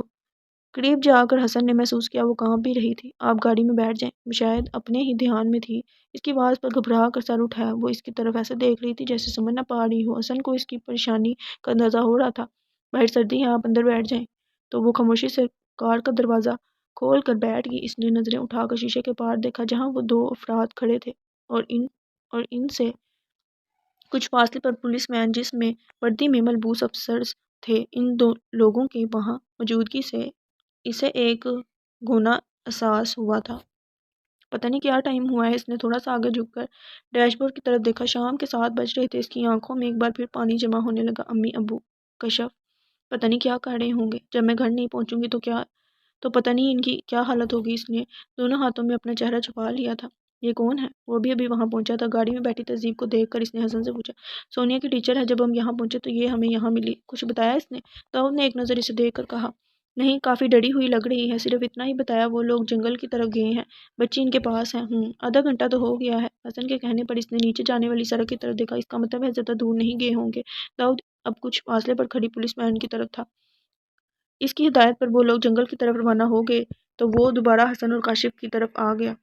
میں نے ان لوگوں کو جنگل کی طرف بھیج دیا ہے، اطلاع ملنے پر وہ انفارم کریں گے۔ ہم دوسرے راستے سے جائیں گے۔ کاشف ٹارچ وغیرہ رکھ لو، داؤد نے پھیلتے ہوئے اندھیرے کو دیکھ کر کہا تھا۔ سوال یہ پیدا ہوتا ہے انہوں نے اسے کیوں اتارا؟ وہ تہذیب کو پرسوچ انداز میں دیکھتا ہوا گاڑی کی طرف بڑھا۔ داؤد نے انگلی سے شیشہ بجایا۔ تہذیب اپنے دھیان سے چونکی تھی۔ اس نے شیشے کی طرف دیکھا جہاں ایک شخص اپنی بڑی بڑی آنکھوں سے گھور رہا تھا۔ وہ ڈر کر پیچھے ہٹی تھی۔ اس نے مدد کے لیے ان 2 لوگوں کو ڈھونڈا، وہ اسے کہیں نظر نہیں آئے۔ باہر آئیں، داؤد نے کہنے کے ساتھ دروازہ بھی کھول دیا تو وہ ڈر کے مارے دوسرے دروازے سے جا لگی۔ حسن نے داؤد کو غصے سے گاڑی کے دروازے کے پاس دیکھا تو بھاگتا ہوا اس کے قریب آیا تھا۔ حسن کے قریب آنے پر وہ جھنجھلا کر اس کی طرف مڑا۔ یہ بحری ہے یا گونگی ہے؟ حسن نے داؤد پر سے نظریں ہٹا کر کار میں جھانکا۔ دیکھیں مس، باہر آئیں، ہم پولیس والے ہیں، ڈرنے والی کوئی بات نہیں۔ حسن کا انداز اتنا نرم تھا کہ وہ خاموشی سے باہر نکل آئی۔ اس نے داؤد کی طرف دیکھنے سے گریز کیا تھا۔ اب آپ منہ کھول کر یہ بتانا پسند کریں گے کہ وہ کتنے لوگ تھے؟ داؤد نے ایک ایک لفظ چبا کر کہا تھا۔ 3۔ وہ تھوک نکل کر بولی۔ پھر دوسرے ہی پل وہ پھر بولی تھی، نہیں 5 تھے۔ اسے دوسری بس سے نکلنے والے 2 لوگ اور یاد آئے تھے۔ داؤد نے کھا جانے والی نظروں سے دیکھا۔ محترمہ یادداشت پر زور دیں، 3 تھے یا 5؟ 5۔ وہ اب سر جھکا کر بولی۔ آپ کو کیوں اتارا انہوں نے؟ داؤد کے سوال پر اس کی آنکھیں پھر آنسوؤں سے بھرنے لگیں۔ اب انہیں کیا بتاتی کیوں اتارا؟ کچھ پوچھا ہے آپ سے؟ اسے خاموش دیکھ کر داؤد نے کہا، پتہ نہیں۔ وہ اسی طرح جھکے سر کے ساتھ بولی۔ حسن نے اس کے اترے چہرے کو دیکھ کر داؤد کو دیکھا تھا۔ داؤد کول ڈاؤن یار، وہ پہلے ہی ڈری ہوئی ہے، اور اب چلو پہلے ہی کافی دیر ہو گئی ہے۔ حسن کی بات پر اس نے گہرا سانس لیا تھا۔ چلو، داؤد کے کہنے پر انہوں نے ہاتھ میں پکڑی ہوئی ٹارچ روشن کر لی تھی۔ داؤد ان کا کیا کرنا ہے؟ حسن کے سوال پر اس نے سوالی نظروں سے حسن کو دیکھا جو سر جھکائے کھڑی تہذیب کو دیکھ رہا تھا۔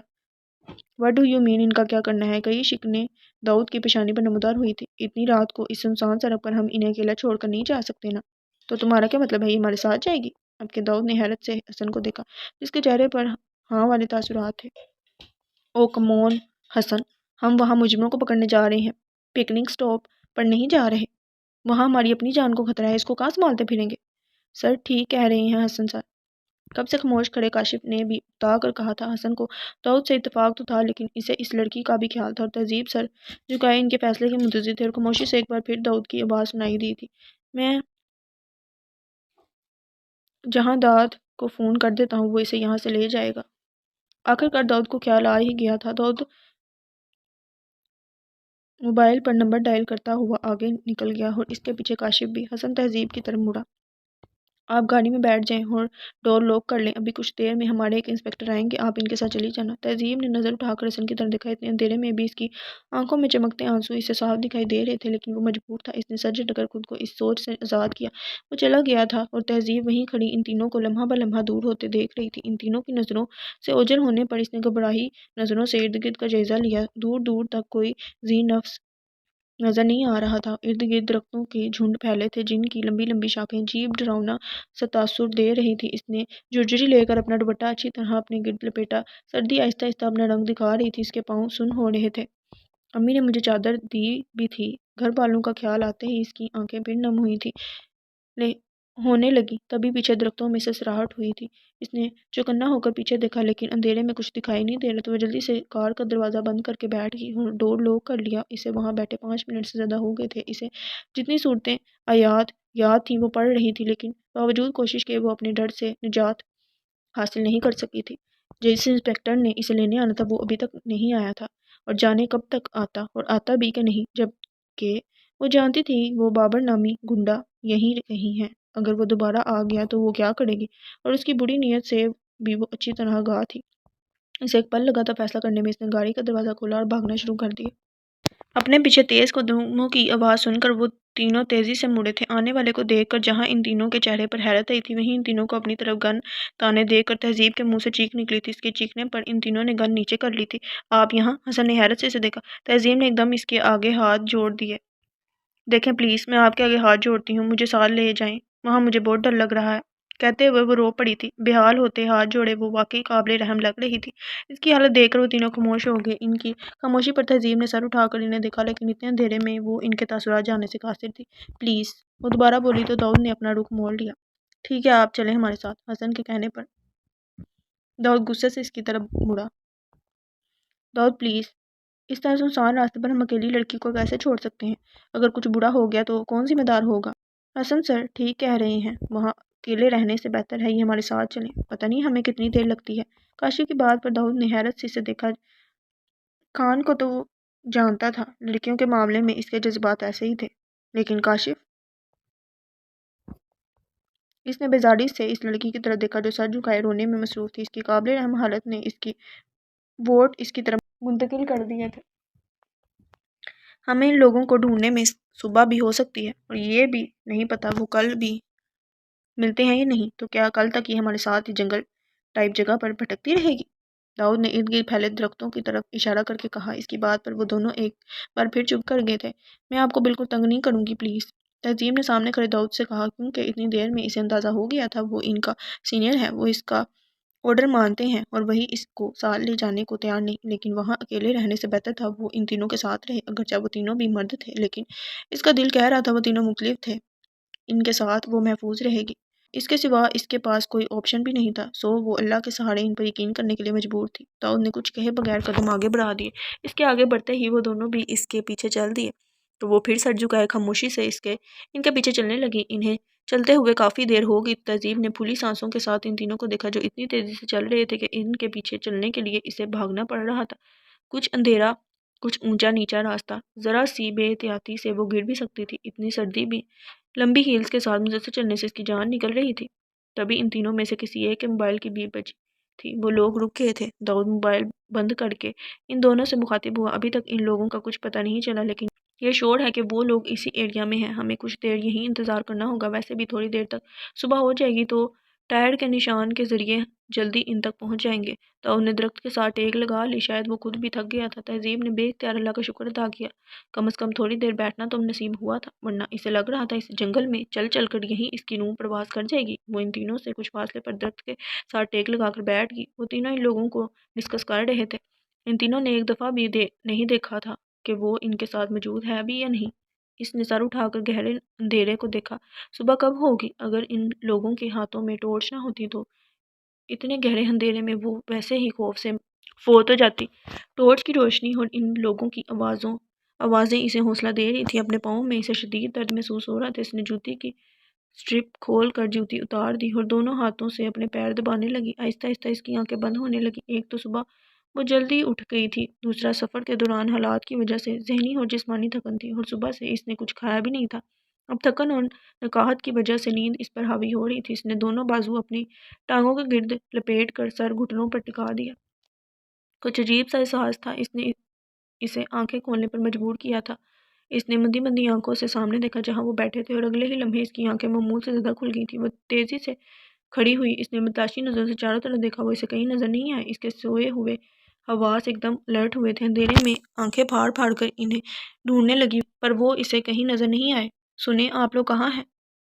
بڑی مڑی ہوئی آواز میں اس نے انہیں آواز دی تھی۔ وہ اسے چھوڑ کر چلے گئے۔ پہلا خیال اسے یہ آیا تھا، اور یہی خیال اس کو رلا گیا تھا۔ اس نے ڈبڈبائی نظروں سے چاروں طرف پھیلے اندھیرے کو دیکھا، اور پھر وہ راستے کا تعین کیے بغیر بھاگنے لگی۔ بے خیالی میں جوتے وہیں رہ گئے تھے۔ اب ننگے پاؤں دوڑتے ہوئے کئی طرح طرح کی چیزیں اس کے پاؤں سے ٹکرا رہی تھی۔ تبھی اسے لگا کسی نے اس کا دوپٹہ کھینچا تھا، اور اسے لگا جس چیز سے ڈر کر وہ بھاگ رہی ہے وہ وقت آ گیا۔ اس کے منہ سے نکلنے والی چیز بے ساختہ تھی۔ موبائل پر میسج ملتے ہی وہ تینوں تیزی سے آگے بڑھے تھے۔ انہیں یاد ہی نہیں رہا وہ لڑکی بھی ان کے ساتھ ہے۔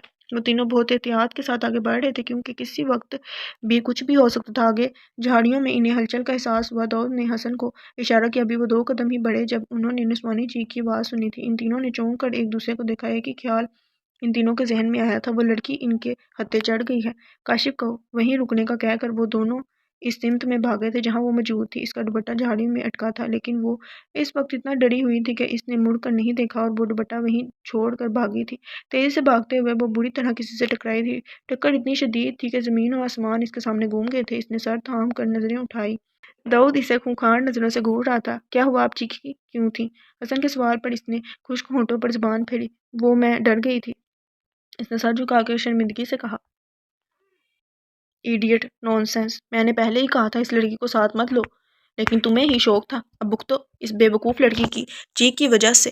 نہ ہم واپس آتے، نہ وہ ہمارے ہاتھ سے نکلتے۔ اب پتہ نہیں کب تک یہاں خوار ہونا پڑے گا۔ آخر میں وہ بڑبڑایا۔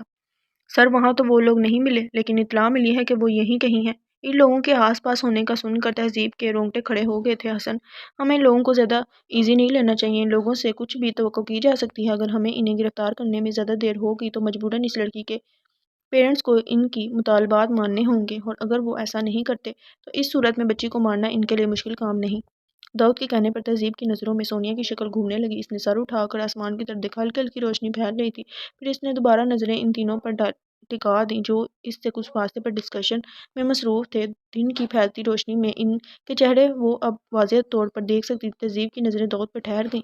وہ ان تینوں میں سب سے لمبا تھا، جبکہ اس کے نقوش پرکشش تھے۔ اس کی باروب شخصیت اسے سب سے نمایاں کرتی تھی۔ جب وہ بڑے غور سے اس کا جائزہ لینے میں مصروف تھی، تبھی داؤد نے بھی اس کی طرف دیکھا تھا۔ اس کا چلتا منہ ایک پل کے لیے رکا تھا۔ تہذیب نے جلدی سے نظریں اس سے ہٹا کر سامنے درخت پر ٹکا دیں۔ پتہ نہیں خود کو سمجھتا کیا ہے، کبھی عام حالات میں ملا ہوتا تو اس کی طبیعت ٹھکانے لگا دیتی۔ جنگلی لڑکیوں سے بات کرنے کی تمیز ہی نہیں۔ دل ہی دل میں اسے اچھی طرح کوسنے کے بعد اس نے دوبارہ تیکھی نظروں سے انہیں دیکھا، اور پھر اسے جھٹکا لگا تھا۔ اس نے بوڑھی آنکھیں کھول کر دیکھا۔ وہ تینوں آگے جا رہے تھے، وہ ان کے پیچھے بھاگی۔ اس کا پاؤں کسی پتھر سے ٹکرایا تھا۔ اچانک اس کے منہ سے زوردار چیخ نکلی تھی۔ وہ پاؤں پکڑ کر وہیں بیٹھ گئی تھی۔ بھاری قدموں کی آواز پر اس نے سر اٹھا کر دیکھا۔ داؤد اس کی طرف آ رہا تھا۔ قریب آنے پر داؤد نے کھینچ کر ایک تھپڑ اس کے منہ پر دے مارا تھا۔ تھپڑ اتنا زوردار تھا کہ وہ بیٹھے ہی اوندے منہ زمین پر گری تھی۔ کوئی پتھر بڑی زور سے اس کے ماتھے پر لگا تھا۔ ابھی وہ سنبھل بھی نہیں پائی تھی کہ اس نے بازو سے پکڑ کر اس کا رخ اپنی طرف کیا۔ میں نے تمہیں منع کیا تھا نا کہ اب تمہاری آواز نہ آئے۔ اگر تمہیں اتنا ہی ڈر لگتا ہے تو گھر سے باہر نکلنے کی کیا ضرورت تھی؟ زہر لگتی ہیں مجھے تم جیسی لڑکیاں۔ تہذیب شوق کی کیفیت میں اپنے قریب کھڑے داؤد کو دیکھ رہی تھی۔ وہ درد تھپڑ حتیٰ کہ رونا بھول گئی تھی۔ اب اگر تم یہاں سے اٹھی یا تمہاری آواز آئی تو یاد رکھنا یہیں دفن کر دوں گا۔ وہ سختی سے کہہ کر پلٹ گیا۔ ماتھے پر درد محسوس کر کے اس نے ہاتھ سے چھوا۔ نمی محسوس کرنے پر جب اس نے ہاتھ دیکھا وہاں خون لگا تھا۔ اس کی آنکھوں سے آنسو بہنے لگے۔ اس نے بائیں گال پر اپنا ہاتھ رکھ کر جلن کے احساس کو کم کرنے کی کوشش کی تھی۔ تبھی اس کی نظر پاؤں پر پڑی جو لہو لہان تھا۔ کوئی چیز پاؤں میں چبھی تھی، اس لیے تو وہ چیخی تھی۔ اس نے روتے ہوئے سر گھٹنوں پر ٹکا دیا۔ جتنا وہ کل سے رو رہی تھی اتنا تو وہ ساری زندگی میں نہیں روئی تھی۔ اس کی زندگی میں 3 مرد تھے، اس کے ابو، اس کے چچا اور مانی۔ انہوں نے کبھی اسے ڈانٹا تک نہیں تھا، اور یہ ایک ایسا شخص تھا جو بات بھی ایسے کرتا تھا جیسے انگاڑے چبا رہا ہو۔ اور یہ تھپڑ! اس کا بایاں گال بری طرح جلنے لگا تھا۔ اچانک فائرنگ کی آواز پر اس نے گھبرا کر سر اٹھایا۔ ڈر کے مارے اس کی جان نکل رہی تھی، لیکن پھر بھی وہ وہاں سے ہلی نہیں تھی۔ داؤد کا خوف اس پر حاوی آ گیا تھا۔ مسلسل فائرنگ کی آواز پر اس نے دونوں ہاتھ کانوں پر رکھ کر چہرہ گھٹنوں میں چھپا لیا تھا۔ کافی دیر گزر گئی تھی، خاموشی بھی چھا گئی تھی۔ بھاگتے قدموں کی آواز اس کے قریب آ کر رکی تھی۔ تہذیب نے ڈرتے ڈرتے نظریں اٹھا کر اسے دیکھا۔ جلدی اٹھو، ہمیں چلنا ہے کہہ کر وہ رکا نہیں تھا۔ چند قدموں پر اسے احساس ہوا کہ وہ اس کے ساتھ نہیں۔ مڑتے ہی اس کے پیشانی پر شکنیں نمودار ہوئیں۔ وہ جہاں تھی وہیں بیٹھی تھی۔ تمہیں سنائی نہیں دیا؟ وہ اس کے سر پر آ کر گرجا تھا۔ تہذیب نے بڑی بے بسی سے سامنے کھڑے داؤد کو اور پھر اپنے پاؤں کو دیکھا تھا، اور اس کی نظروں کے تعاقب میں اس کی نظر اس کے زخمی پاؤں پر پڑی تھی۔ وہ گہرا سانس لیتے ہوئے اس کے قریب بیٹھ گیا۔ اس کے قریب بیٹھتے تہذیب نے آنکھیں زور سے بند کر لیں اور دوسرے تھپڑ کا انتظار کرنے لگی، اور جب کافی دیر تک کوئی آواز نہیں آئی تو اس نے آنکھیں کھول دیں۔ وہ اپنی جیب میں سے کچھ نکالنے میں مصروف تھا۔ اچانک اس نے تہذیب کا پاؤں پکڑا اور اپنے گھٹنے پر رکھ لیا۔ تہذیب درد بھول کر حیرت سے اس کا منہ دیکھنے لگی جو بہت غور سے زخمی حصے کو دیکھ رہا تھا۔ داؤد نے پاؤں کے اس حصے کو دبایا تھا جہاں سے خون نکل رہا تھا۔ تکلیف پر تہذیب نے بے سختہ اپنا پاؤں کھینچا تھا۔ داؤد کی نظریں اس کے چہرے کی طرف اٹھی تھیں جہاں رونے کا پروگرام صاف نظر آ رہا تھا۔ کاؤنچ کا ٹکڑا پاؤں میں ہے، میں نکال رہا ہوں، درد ہوگا، آواز نہیں آنی چاہیے۔ اس نے ساتھ منتبہ بھی کر دیا۔ تہذیب نے اپنے دونوں ہاتھ سختی سے اپنے ہونٹوں پر رکھ لیے۔ اس نے جھٹکے سے وہ ٹکڑا نکالا۔ تکلیف کا ایک احساس تھا جو اس کے سارے جسم میں سے سرائیٹ کر گیا تھا، لیکن سامنے بیٹھے شخص کا ڈر اتنا حاوی تھا کہ اس کی آواز اندر ہی دب کر رہ گئی۔ ٹکڑا نکال کر داؤد نے اس کا چہرہ دیکھا جو دونوں ہاتھ ہونٹوں پر رکھے آنکھیں زور سے نیچے بیٹھی تھی۔ اس کے ہونٹوں پر ایک پل کے لیے مسکراہٹ آئی تھی۔ اس کے پیر پر رومال باندھ کر وہ کھڑا ہو گیا تھا۔ تہذیب نے کھڑے ہونے کی کوشش کی تھی، لیکن زخمی پاؤں پر دباؤ پڑتے ہی درد کی لہر سارے وجود میں سرایت کر گئی۔ داؤد کو اپنی طرف دیکھتا پا کر اس کی گھبراہٹ میں اضافہ ہوا تھا۔ میں سچ کہہ رہی ہوں، میرے پاؤں میں بہت درد ہو رہا ہے، چلا بھی نہیں جا رہا۔ اس کے روحان سے انداز پر داؤد نے غور سے اس کی شکل دیکھی۔ اس کے ماتھے پر زخم تھا، جبکہ بائیں رخسار پر 4 انگلیوں کے نشان کافی واضح تھے۔ رونا بند کرو، تہذیب نے جلدی سے آنسو صاف کیے۔ ہاتھ دو اپنا۔ جی، تہذیب نے حیرت سے اسے دیکھا۔ کم سنائی دیتا ہے؟ میں نے کہا ہاتھ دو۔ اس کے زور سے بولنے پر اس نے بے سختہ انداز میں اپنا ہاتھ اس کی چوڑی ہتھیلی پر رکھ دیا۔ داؤد نے اسے کھینچ کر کھڑا کیا۔ ابھی وہ ٹھیک طرح کھڑی بھی نہیں ہو پائی تھی کہ داؤد نے اپنے دوسرا ہاتھ اس کے کندھے کے گرد پھیلا کر اسے اپنے ساتھ کر کے اپنے سہارے سے چلانا شروع کیا۔ یہ سب اتنا اچانک تھا کہ وہ حیرت کے مارے اس کا منہ دیکھنے لگی، لیکن وہ اس کی طرف متوجہ نہیں تھا۔ اپنے گرد پھیلے اس کے بازو کے لمس نے اس کے چہرے کو سرخ کر دیا تھا۔ اس کا سر جھک گیا تھا۔ اس کے موبائل کی بیپ بجی تو اس نے تیزی سے اپنا موبائل نکالا، اور اگلے ہی لمحے وہ اس کے گرد پھیلا اپنا دایاں ہاتھ بھی ہٹا چکا تھا، اور وہ جو بالکل اس کے سہارے پر تھی توازن برقرار نہ رہنے پر نیچے جا گری۔ اور وہ جو فون سن رہا تھا، اس نے مڑ کر دیکھا۔ اسے زمین پر بیٹھا دیکھ کر پہلے تو وہ حیران ہوا، پھر سمجھ میں آنے پر اس کے ہونٹوں پر مسکراہٹ آئی تھی۔ تہذیب اسے ہی دیکھ رہی تھی۔ اسے مسکراتا دیکھ کر اسے شدید ہیتک کا احساس ہوا تھا۔ تہذیب نے غصے سے اپنے زخمی پاؤں کو دیکھا۔ نہ وہ زخمی ہوتی، نہ اس کا سہارا لینا پڑتا، پتہ نہیں میں کب یہاں سے نکلوں گی، کب اس آدمی سے میری جان چھوٹے گی۔ اس نے سوچنے کے ساتھ سامنے دیکھا تو دھک سی رہ گئی۔ وہ بڑے انمناک سے اس کا جائزہ لے رہا تھا۔ اس کا درد کہیں ہوا ہو گیا۔ اسے اچانک اپنے حلیے کا احساس ہوا تھا۔ دوپٹہ بھی ندارت تھا۔ اس نے اپنی ٹانگیں سمیٹ کر انہیں سینے سے لگا لیا اور اضطرابی انداز میں اپنے چہرے کے گرد پھیلے بالوں کو کان کے پیچھے ٹھیسا اور دوبارہ ڈرتے ڈرتے سامنے دیکھا۔ وہ اب اپنی جیکٹ اتار رہا تھا۔ ڈر کے مارے اس کا رنگ بالکل سفید پڑ گیا تھا۔ پتہ نہیں آج کے دن کے لیے اللہ تعالیٰ نے اس کے لیے کیا فیصلہ کیا تھا۔ وہ ایک مرد سے اپنی عزت بچا کر بھاگی تھی، اور اب یہ دوسرا امتحان۔ اسے نہیں بھولنا چاہیے تھا وہ بھی ایک مرد ہے۔ داؤد کو اپنی طرف قدم بڑھاتا دیکھ کر اس نے بڑی لاچاری سے اپنے زخمی پاؤں کو دیکھا، اور پھر ارد گرد اپنے بچاؤ کے لیے کسی چیز کی تلاش کی۔ وہ اس کے بالکل قریب آ کر رکا تھا۔ تہذیب کی مٹھیاں بھینچ گئی تھیں۔ یہ جیکٹ پہن لو۔ दाऊद ने जैकेट इसके करीब फेंकी थी। इसने झटके से सर उठाकर इसे देखा। इसके देखने पर इसने नज़रों का जाविया बदल लिया। तहजीब ने जल्दी से इसकी जैकेट पहन ली थी। अब ज़रा जल्दी चलो, दाऊद ने कहने के साथ ही इसकी तरफ हाथ बढ़ाया था। मैं खुद चल सकती हूँ, इसने सर झुकाकर धीमी आवाज़ में कहा। दाऊद ने एक नज़र इसके झुके सर को देखा और कंधे उचकाकर चल पड़ा। इसे खड़े होने के लिए अपनी पूरी हिम्मत सिर्फ सर्व करना पड़ी थी, लेकिन वो अब दाऊद का सहारा नहीं लेना चाहती थी। 3 कदमों पर इसकी जान आधी हो गई थी। दरख्त के सहारे टेक लगाकर खड़ी हो गई। अगर तुम्हें ये जंगल बसेरा करने के लिए इतना ही पसंद आ गया तो साहब बता दो, हमारा टाइम क्यों ज़ाया कर रही हो? मुझसे चला नहीं जा रहा, कहते हुए वो रो पड़ी थी। तो क्या करूं, उठा कर ले जाऊं तुम्हें? दाऊद की बात पर वो बुखला कर इसे देखने लगी। देखो, मैं बड़ी मुश्किल से तुम्हारे नखरे बर्दाश्त कर रहा हूँ। अब अगर मजीद तुमने कोई नखरा किया तो तुम्हें यहीं छोड़ जाऊंगा। तभी इसके मोबाइल पर बीप हुई। बोलो, दाऊद फाड़ खाने वाले अंदाज में बोला। क्या तकलीफ है, रो क्यों रहे हो? अब आप भी चको के वहीं सोना है। जवाबन हसन भी इसी अंदाज में बोला। आ रहा हूँ। दाऊद ने मोबाइल ऑफ करके जीन्स की जेब में घुसाया और तहजीब की तरफ बढ़ा और अगले ही पल वो इसके बाजू में थी। इसने सरपटा कर दाऊद की तरफ देखा, लेकिन वो सीधा चलता जा रहा था। इसके माथे की शिकनों की वजह से इसके अल्फाज कहीं अंदर ही रह गए थे। मुसलसल खामोशी पर दाऊद ने सर झुकाकर इसे देखा। इसने सख्ती से अपनी आंखें बंद कर रखी थी, साथ साथ इसका मुंह भी खुल गया था। दाऊद ने इसके तासुरात देखे, लेकिन इन्हें नज़रअंदाज करते हुए वो गाड़ी के करीब आ गया। अब तुम आंखें खोल सकती हो। इसके धीमे अंदाज पर तहजीब ने पट से आंखें खोल दी। दाऊद ने इसे नीचे उतार दिया। तहजीब सुर्ख होते चेहरे के साथ नजरें झुका गई। अब की बार दाऊद ने गौर से इसके झुके चेहरे को देखा और इसे नर्वस देख कर इसने अपना रुख मोड़ लिया था। ओ हेलो, हसन ने इसके सामने हाथ लहराया। वो चौंक कर इसकी तरफ मतवज्जा हुआ। बड़ी देर कर दी मेहरबान। आते आते हसन ने एक नज़र तहजीब को देखने के बाद दाऊद को देखा। इसके पाँव में चोट लग गई थी। ओ आई सी, लगता है काफ़ी गहरी चोट आई है। हसन ने सर से पैर तक दाऊद को मुस्कुराती नज़रों से देखा। मैं अपनी नहीं, इसकी बात कर रहा हूँ। अब के दाऊद ने गुस्से से देखा। बच्ची कहाँ है? बच्ची को खावर के साथ रवाना कर दिया है, जबकि इन लोगों को भी थाने भिजवा दिया है। इनके जवाब पर वो सर हिलाकर गाड़ी की तरफ मुड़ गया। गाड़ी में बैठते ही हसन ने मुड़कर तहजीब को देखा और अगले ही पल इसके चेहरे पर संजीदगी नुमाया हुई। इसने बड़े गौर से तहजीब का चेहरा देखा, जहाँ बाएं रुखसार पर थप्पड़ के निशान बहुत वाज़ेह थे और माथे पर भी चोट का निशान था। इसने बड़े अफसोस से दाऊद की तरफ देखा, जो नजरें चुरा गया था।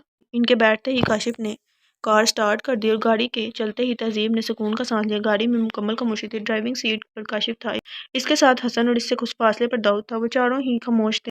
तहजीब ने गर्दन मोड़कर खुद से कुछ फासले पर बैठे दाऊद को देखा, जो कुछ देर पहले इससे बहुत करीब था और अब गर्दन मोड़े अनजान भी लग रहा था। तब ही हसन ने मुड़कर इसकी तरफ देखा था। आपका नाम क्या है? तहजीब ने हैरत से इसे देखा, लेकिन वो बड़ी संजीदगी से देख रहा था।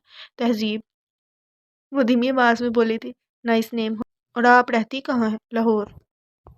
हम्म वो शायद आगे भी कुछ पूछना चाहता था जब दाऊद बोल पड़ा। अगर इंटरव्यू पूरा हो गया हो तो मैं कुछ अर्ज करूं? बको, हसन ने बड़े शाहाना अंदाज में कहा। इस वक्त हम लाहौर नहीं जा सकते, ऑफिस जाकर इन लोगों के बयान भी लेने हैं। तो फिर इसका क्या करें? वो तहजीब के बारे में ऐसे बात कर रहा था जैसे वो यहाँ मौजूद ही ना हो। जाहिर सी बात है, तहजीब हमारे साथ हैं तो हमारी जिम्मेदारी है, हमें इनके ठहरने का बंदोबस्त करना होगा। दाऊद ने गाड़ी चलाते काशिफ को देखा। इसकी नज़रों का मफहूम समझकर काशिफ जल्दी से बोला। सर, आप जानते हैं मैं अकेला रहता हूँ। इससे पहले कि वो हसन से कहता, वो भी बोल पड़ा। मामा पापा घर पर नहीं, तुम्हें पता है मैं भी अकेला हूँ। वैसे मुझे कोई प्रॉब्लम नहीं, तुम तहजीब से पूछ लो। हसन की बात पर तहजीब ने घबरा कर दाऊद को देखा कि पता नहीं वो क्या फैसला कर दे। आप मेरे अब्बू को फ़ोन कर दें, वो मुझे लेने आ जाएंगे। तहजीब ने इनकी मुश्किल आसान कर दी। दाऊद ने कोई जवाब नहीं दिया था। गाड़ी एक बड़े से घर के आगे रुकी थी। वो तीनों उतर आए थे।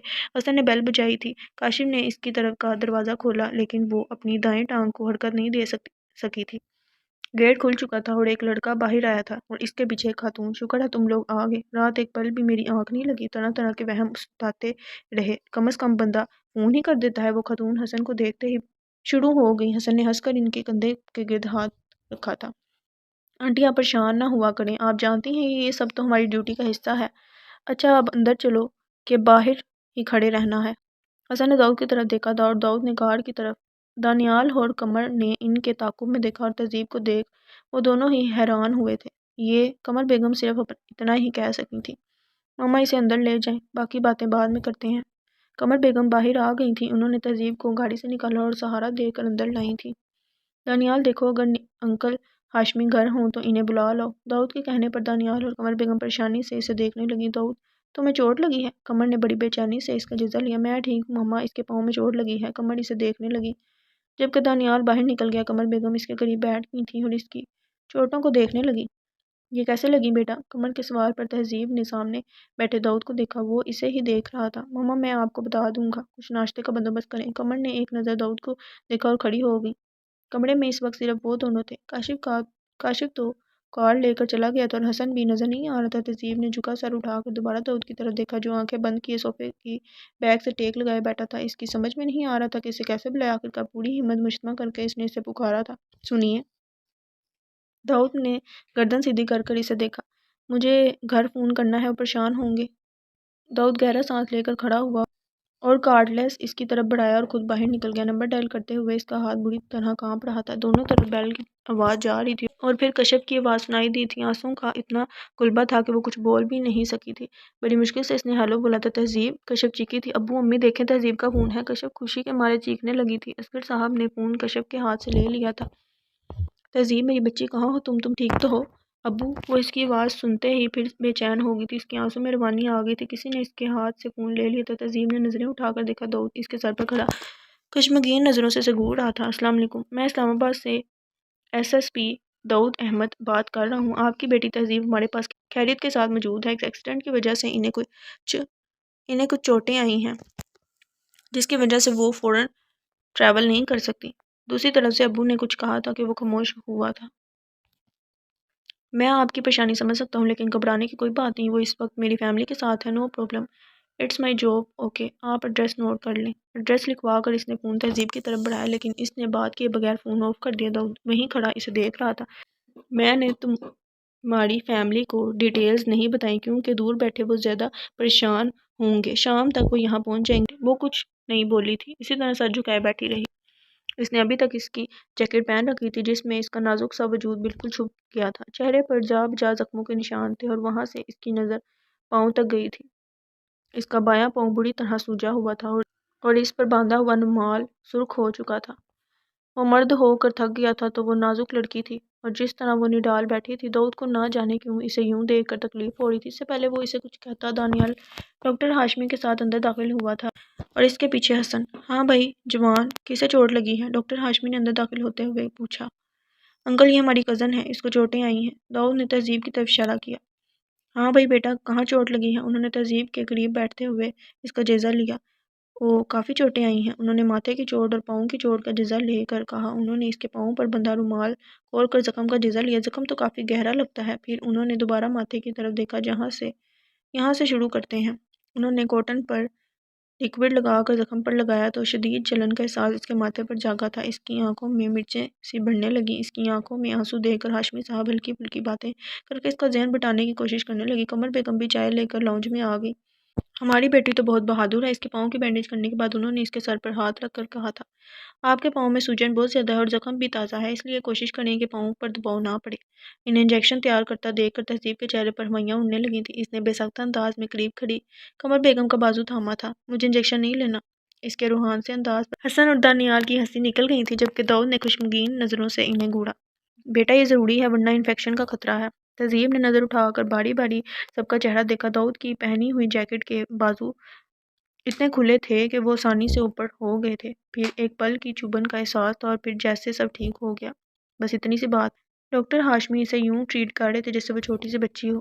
بھائی صاحب ناشتہ کرتے جائیں۔ نہیں بھابھی، ہسپتال کا ٹائم ہو گیا ہے۔ وہ حسن اور داؤد سے ہاتھ ملا کر باہر نکل گئے۔ آج تم لوگ بھی ناشتہ کر لو، اور انہیں بھوک تو واقعی لگی تھی۔ وہ دونوں ڈائننگ ٹیبل کی طرف بڑھ گئے۔ ماما اسے بھی ناشتے کا پوچھ لیں، اس نے بھی کچھ نہیں کھایا، داؤد نے کھاتے ہوئے سرسری انداز میں کہا تھا لیکن حسن نے چونک کر اسے دیکھا تھا۔ پہلے مجھے یہ بتاؤ یہ ہے کون؟ آخر انہوں نے یہ سوال پوچھ ہی لیا جو مسلسل 2 گھنٹوں سے انہیں پریشان کر رہا تھا۔ حسن نے انہیں ساری بات بتائی تھی۔ قمر بیگم نے بڑے افسوس سے سر ہلایا۔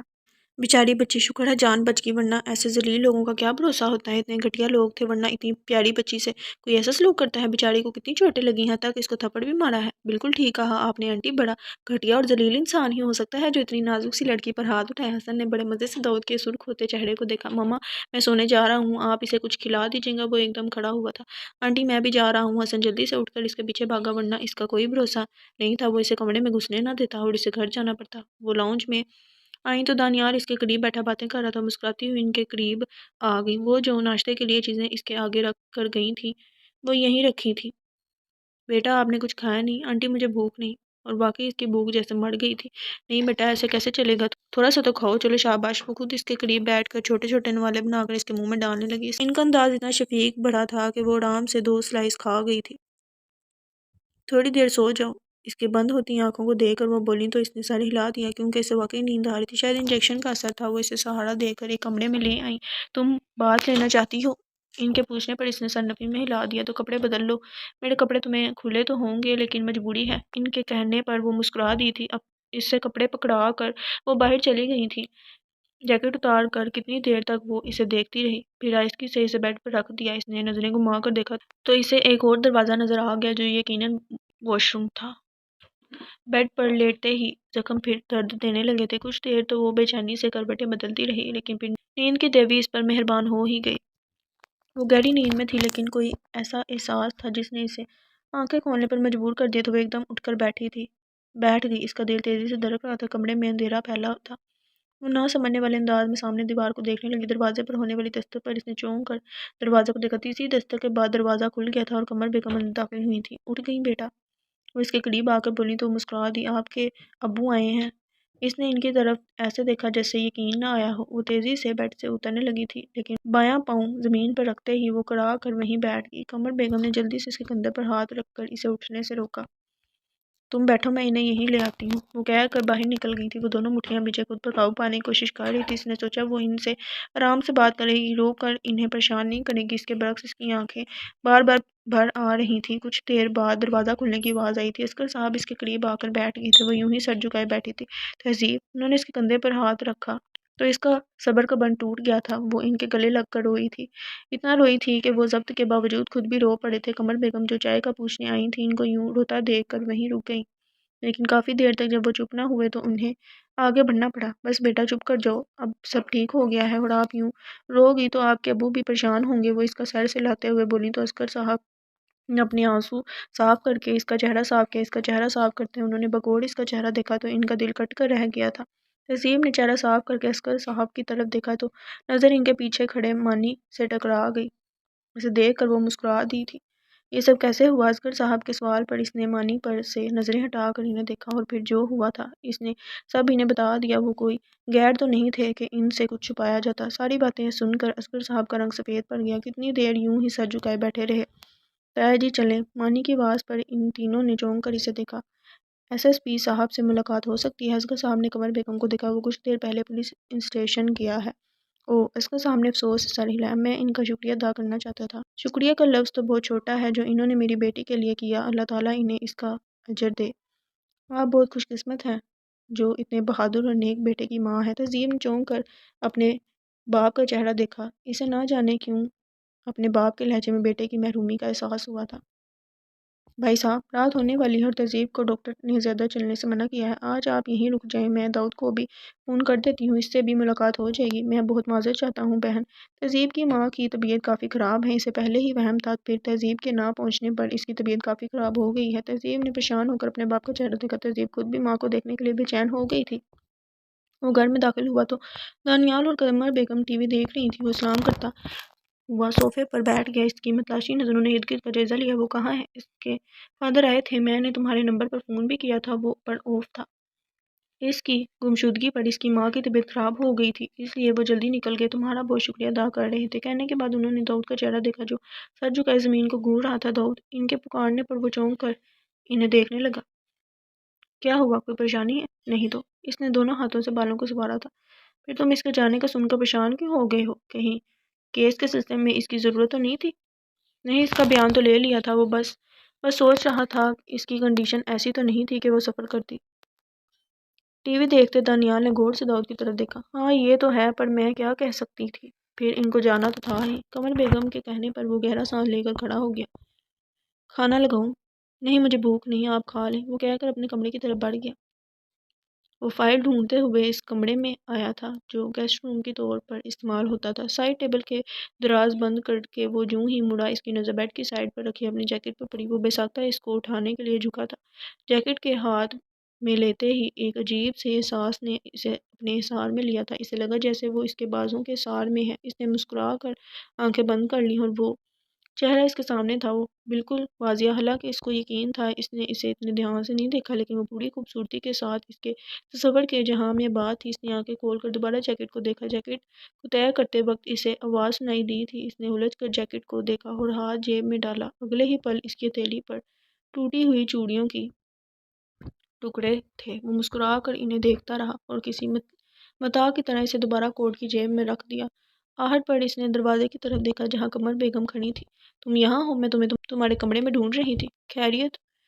وہ جیکٹ دائیں بازو پر ڈال کر بولا۔ ہاں خیریت ہی ہے، وہ میجر حامد کا فون آیا تھا، انہوں نے واضح بات تو نہیں کی لیکن میرا خیال ہے وہ جواب مانگ رہے ہیں تاکہ کوئی رسم کر سکیں، اور داؤد کی کچھ دیر پہلے محسوس کی جانے والی کیفیت ہوا ہو گئی تھی۔ تو پھر بیٹا کیا جواب دوں انہیں؟ ماما آپ انہیں منع کر دیں۔ کیوں؟ وہ حیران ہو کر اسے دیکھنے لگی۔ پتہ نہیں، وہ اکتا کر بولا۔ یہ تو کوئی جواب نہیں ماما، ابھی رہنے دیں، مجھے ابھی بہت ضروری کام سے جانا ہے۔ اچھا رکو تو، یہ جیکٹ تو دیتے جاؤ، دھلوا کر رکھ دوں گی۔ نہیں، وہ جلدی سے بولا، ایسے ہی ٹھیک ہے۔ اس کی نظریں چرانے پر وہ حیران ہو کر اسے جاتا دیکھنے لگی۔ اس کے جانے کے بعد انہوں نے جیکٹ کو الٹ پلٹ کر دیکھا اور پھر کچھ خیال آنے پر جیکٹ میں ہاتھ ڈالا تو اندر سے کانچ کے ٹکڑے نکلے تھے۔ کتنی دیر تک وہ حیرت سے ان ٹکڑوں کو اور کوٹ کو دیکھتی رہی اور آخر میں ان کے چہرے پر جو مسکراہٹ آئی تھی وہ بہت خوبصورت اور معنی خیز تھی۔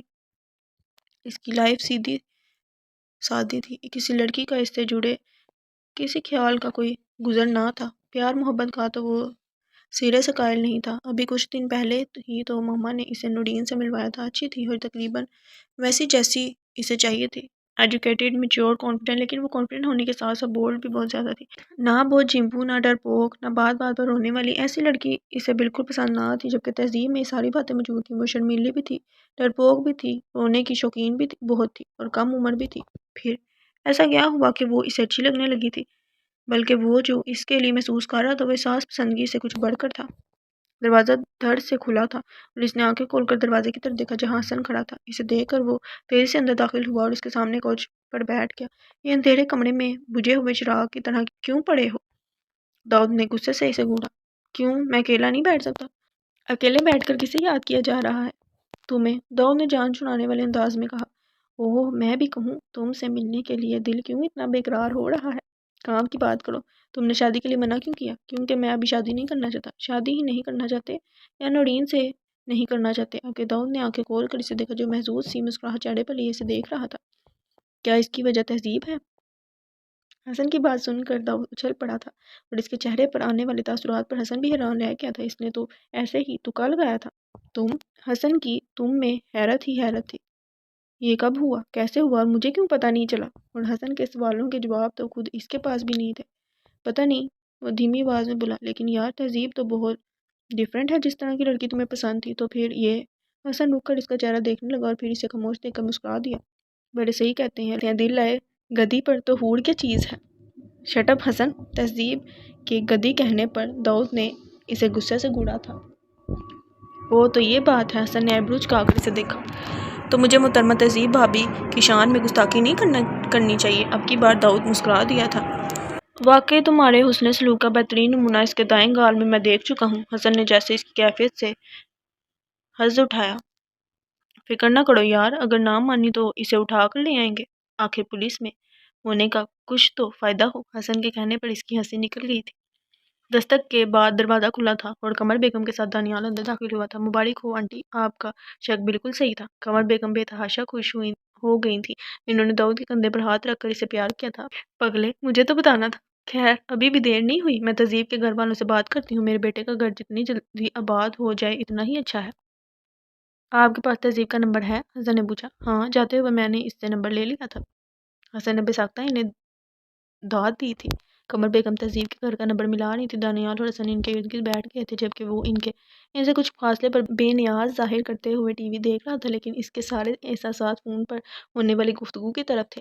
فون تہذیب کی بہن نے اٹھایا تھا۔ سلام دعا کے بعد قمر بیگم نے تہذیب کو بلانے کو کہا تھا۔ داؤد کو نہ جانے کیوں اپنی دھڑکن تیز ہوتی محسوس ہوئی۔ وہ ایک میچور آدمی تھا، نو عمر لڑکا نہیں تھا، لیکن دل کی حرکتیں نو عمر لڑکیوں جیسی تھی۔ حسن نے اسپیکر آن کر دیا تھا اور کچھ دیر بعد اس نے تہذیب کی ہیلو سنی تھی۔ وہ پہلی بار تہذیب کی آواز فون پر سن رہا تھا، لیکن اس کے باوجود اس نے اسے پہچان لیا تھا۔ کیسی ہو بیٹا؟ میں داؤد کی مما بات کر رہی ہوں۔ میں ٹھیک ہوں آنٹی، آپ کیسی ہیں؟ ٹھیک ہے، ہم سب تمہیں بہت یاد کرتے ہیں، ہم کہتے ہوئے انہوں نے داؤد کی طرف دیکھا۔ میں بھی آپ کو بہت یاد کرتی ہوں۔ داؤد کو لگا جیسے وہ رو پڑی ہے۔ اس نے نظریں گھما کر قمر بیگم کی طرف دیکھا۔ تو پھر ملنے آ جاؤ۔ قمر بیگم کے کہنے پر دوسری طرف خاموشی چھا گئی تھی۔ اس کی خاموشی پر قمر بیگم نے بات بدل دی۔ تمہاری طبیعت اب کیسی ہے؟ زخم ٹھیک ہوئے؟ جی، بڑا مختصر سا جواب آیا تھا۔ گھر میں سب ٹھیک ہیں آنٹی؟ کچھ دیر بعد اس کی جھجکتی ہوئی آواز پر حسن نے اس پر کوشن کھینچ کر مارا تھا۔ دانیال کے بارے میں پوچھ رہی ہو یا داؤد کے بارے میں؟ قمر بیگم کے سوال پر داؤد کے حواس الرٹ ہو گئے تھے۔ کس کا فون ہے تہذیب؟ اس سے پہلے وہ کوئی جواب دیتی مردانہ آواز سنائی دی تھی۔ ابو اسلام آباد سے آنٹی کا فون ہے۔ اچھا مجھے فون دو، مجھے ضروری بات کرنی ہے۔ ان کی آواز بہت واضح ان چاروں کو سنائی دے رہی تھی۔ السلام علیکم۔ وعلیکم السلام، کیسے ہیں بھائی صاحب؟ الحمدللہ، میں آپ لوگوں کو ہی فون کرنے والا تھا۔ خیریت تھی؟ قمر بیگم پریشانی سے بولی۔ جی خیریت ہے، بلکہ خوشی کی بات ہے، تہذیب کی شادی کی ڈیٹ فکس ہو گئی ہے۔ آپ کو کارڈ تو بھیجیں گے، لیکن میں خود پرسنلی آپ کو انوائٹ کرنا چاہتا تھا۔ داؤد کو لگا اس کے کان کے پاس دھماکہ ہوا ہے، اتنا شدید کہ اچانک ارد گرد ہر طرف سناٹا چھا گیا تھا۔ ان تینوں نے ایک ساتھ داؤد کی طرف دیکھا تھا۔ تہذیب کی شادی؟ وہ بمشکل اتنا کہہ سکی تھی۔ جی، میرے بھتیجے عمران سے۔ منگنی کو تو کافی سال گزر چکے ہیں، آپ سب ضرور آئیے گا اور داؤد کو بھی لائیے گا۔ جی، قمر بیگم نے بمشکل 2-3 جملے بولے اور فون رکھ دیا۔ وہ سب خاموشی سے داؤد کو دیکھنے لگے۔ وہ اتنا کمزور نہیں تھا کہ یوں بکھر جاتا۔ خود کو کمپوز کرنے میں اسے کچھ وقت لگا تھا، لیکن اس نے خود کو کمپوز کر لیا تھا۔ اس نے نظر گھما کر انہیں دیکھا۔ کیا ہوا؟ آپ لوگ خاموش کیوں ہو گئے ہیں؟ اس کے پوچھنے پر بھی وہ تینوں یوں ہی خاموش رہے تو وہ دونوں جیبوں میں ہاتھ ڈال کر کھڑا ہو گیا۔ جو ہم سوچ رہے ہیں ضروری تو نہیں کہ دوسرا بھی ویسا سوچے، اور دنیا صرف تہذیب پر ہی ختم نہیں ہو جاتی۔ پتہ نہیں اس نے ان کو تسلی دی تھی یا خود کو۔ اب ایسے اداس ہونے کی ضرورت نہیں داؤد۔ وہ پلٹنے لگا تھا جب قمر بیگم کی آواز پر رک گیا۔ تمہیں افسوس نہیں ہوا؟ اگر ہو بھی تو کیا ہو سکتا ہے ماما، کہہ کر وہ باہر نکل گیا تھا، جبکہ وہ تینوں ایک دوسرے کی شکل دیکھنے لگے۔ اسے گھر آئے 1 ماہ ہو چکا تھا اور اس دوران اس نے محسوس کیا زندگی تو اب شروع ہوئی ہے۔ اب تک وہ جو گزرتی آئی ہے وہ تو ایک خواب تھا، سہانا خواب۔ زندگی کیا ہوتی ہے، اپنی پوری حقیقت کیا اور تلخیوں کے ساتھ اس 1 ماہ میں سامنے آئی تھی۔ بظاہر سب ٹھیک تھا، کسی کو پتہ نہیں تھا اس کے ساتھ کیا ہوا سوائے گھر والوں کے، لیکن کبھی کبھی اپنے غیروں سے بھی بڑھ کر بوڑھے ہو جاتے ہیں۔ اگر اسے پتہ ہوتا کہ اس کی صاف گوئی اس کے لیے اتنی مصیبت بن جائے گی تو وہ کبھی مانی کو بھی اس راز میں شریک نہ کرتی۔ اس نے تو اپنا سمجھ کر کچھ نہیں چھپایا تھا۔ جسے مانی پر یقین تھا، وہ اس کے بچپن کا ساتھی تھا، وہ تو اسے سمجھاتا تھا، اس نے تو کچھ نہیں کہا تھا۔ لیکن چچی آ کر جس طرح زبان کا تیر چلا کر جاتی تھیں، وہ کتنے دن تک نڈال رہتی تھی۔ چچی کا جو رویہ اس کے ساتھ تھا وہ اسے اندر ہی اندر سہما جاتا تھا۔ اب جب کہ شادی کی ڈیٹ بھی فکس ہو گئی تھی، کوئی خوشی اس کے دل کے اندر نہیں جاگی تھی۔ عجیب سی پریشانی، گھبراہٹ ہر وقت اسے اپنی لپیٹ میں لیے رہتی تھی۔ اسکول کی جاب اس نے چھوڑ دی تھی، لوگوں سے ملنا اس نے بند کر دیا تھا۔ وہ جو ہر وقت چہکتی پھرتی تھی، اس کی ہنسی کہیں کھو سی گئی تھی۔ اگر وہ کسی جگہ پر بیٹھتی تھی تو گھنٹوں وہیں ساکت بیٹھی رہتی۔ زبیدہ بیگم جو اس کی شرارتوں سے نالہ رہتی تھی، اب اسے دیکھ دیکھ کر ٹھنڈی آہیں بھرتی تھی۔ وہ اس کی ایک کھلکھلاتی ہنسی سننے کے لیے ترس گئی تھی۔ امی یہ چائے؟ کشف کی آواز پر انہوں نے چونک کر سر اٹھایا۔ کیا سوچ رہی ہیں امی؟ کشف نے غور سے ان کا چہرہ دیکھا جو کافی پریشان لگ رہی تھی۔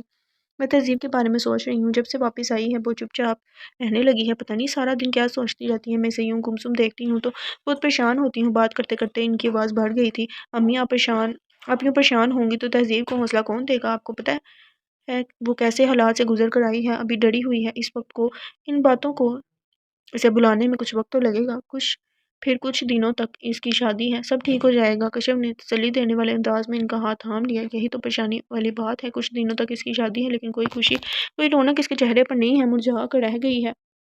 سعدیہ کا تو تمہیں پتہ ہے اتنی فضول باتیں کرتی ہے، میں صرف غصے سے کھول کر رہ جاتی ہوں، اسے کچھ کہہ بھی نہیں سکتی۔ اس حادثے میں میری بچی کا کیا قصور ہے؟ حالات کی چکی میں بھی تو وہی پھنس رہی ہے۔ تمہارے باپ کو منع بھی کیا تھا اتنی جلدی شادی کی ڈیٹ فکس نہ کریں، ابھی بچی اس حادثے سے سنبھلی نہیں، لیکن نہیں، میری آج تک انہوں نے سنی ہے جو اب سنیں گے۔ پہلے بھی میں نے اتنا منع کیا تہذیب کو نہ بھیجیں، لیکن تب بھی میری نہیں مانی، بھگت رہے ہیں اب بھی اپنی من مانی۔ امی آپ پریشان نہ ہوں، سب ٹھیک ہو جائے گا۔ وہ اس سے زیادہ اور کیا کہہ سکتی تھی اس سے پہلے کہ وہ مزید کچھ کہتی فون کی بیل پر کھڑی ہو گئی۔ کس کا فون تھا؟ زبیدہ نے کشف کو سوالیہ نظر سے دیکھا۔ پتہ نہیں، کوئی بولتا ہی نہیں آج کل مس کالز بہت آ رہی ہیں، اس نے کہہ کر اپنے چائے کا مگ اٹھا لیا۔ پہلے تو ایسا کبھی نہیں ہوا، زبیدہ بیگم خود کلامی کے انداز میں بولی۔ کشف داؤد کو فون کر کے بتاؤ کہ یوں مس کالز آ رہی ہیں۔ امی یہ کوئی اتنی بڑی بات نہیں کہ ان کو تکلیف دی جائے، رانگ کالز آ جاتی ہیں، لیکن میرا دل گھبرا رہا ہے، 4 دن بعد گھر میں شادی ہے، میں نہیں چاہتی مزید کچھ برا ہو، تم فون کرو۔ اچھا۔ وہ فون کی طرف بڑھ گئی، دوسری بیل پر فون اٹھا لیا گیا۔ SSP Dawood speaking. अस्सलाम वालेकुम, मैं कश्यप बात कर रही हूँ, तहजीब की सिस्टर। जी कैसी हैं आप, सब खैरियत है? जी सब ठीक है, वो बस एक छोटी सी प्रॉब्लम थी हमारे घर के। कई दिनों से मिस कॉल्स आ रही हैं, फ़ोन उठाओ तो कोई बोलता नहीं। हमने तो नोटिस नहीं लिया, लेकिन अम्मी परेशान हो गई हैं। उन्होंने कहा कि आपको बता दूं। कुछ देर बाद इन्होंने हंकारा भरा था। नंबर क्या है? नंबर हर बार मुख्तलिफ होता है। ठीक है, फिर भी आप मुझे नोट करवा दें। कश्यप आईडीज देख कर लिखवाती जा रही थी। वैसे प्रॉब्लम वाली तो कोई बात नहीं। नहीं आप परेशान ना हो। दाऊद की तसल्ली पर वो मुस्कुरा दी। बहुत बहुत शुक्रिया। दरअसल 4 दिन बाद तहजीब की शादी है, तो हम चाहते हैं खुश असलूबी से यहाँ सब काम हो जाए। वैसे आपको शादी का कार्ड मिल गया? जी काफ़ी देर बाद वो बोला था। तो आप आ रहे हैं ना? अगर कोई ज़रूरी काम ना हुआ तो शायद। ओके, कश्यप इन्फॉर्म करने का शुक्रिया।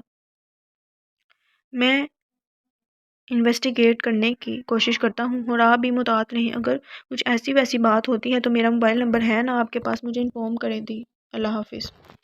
फ़ोन रखकर इसने कुर्सी की बैक से टेक लगाई। किसका फ़ोन था? हसन के पूछने पर वो सीधा हो गया। तहजीब की बहन का। ओह, तो साली साहिबा का फ़ोन था।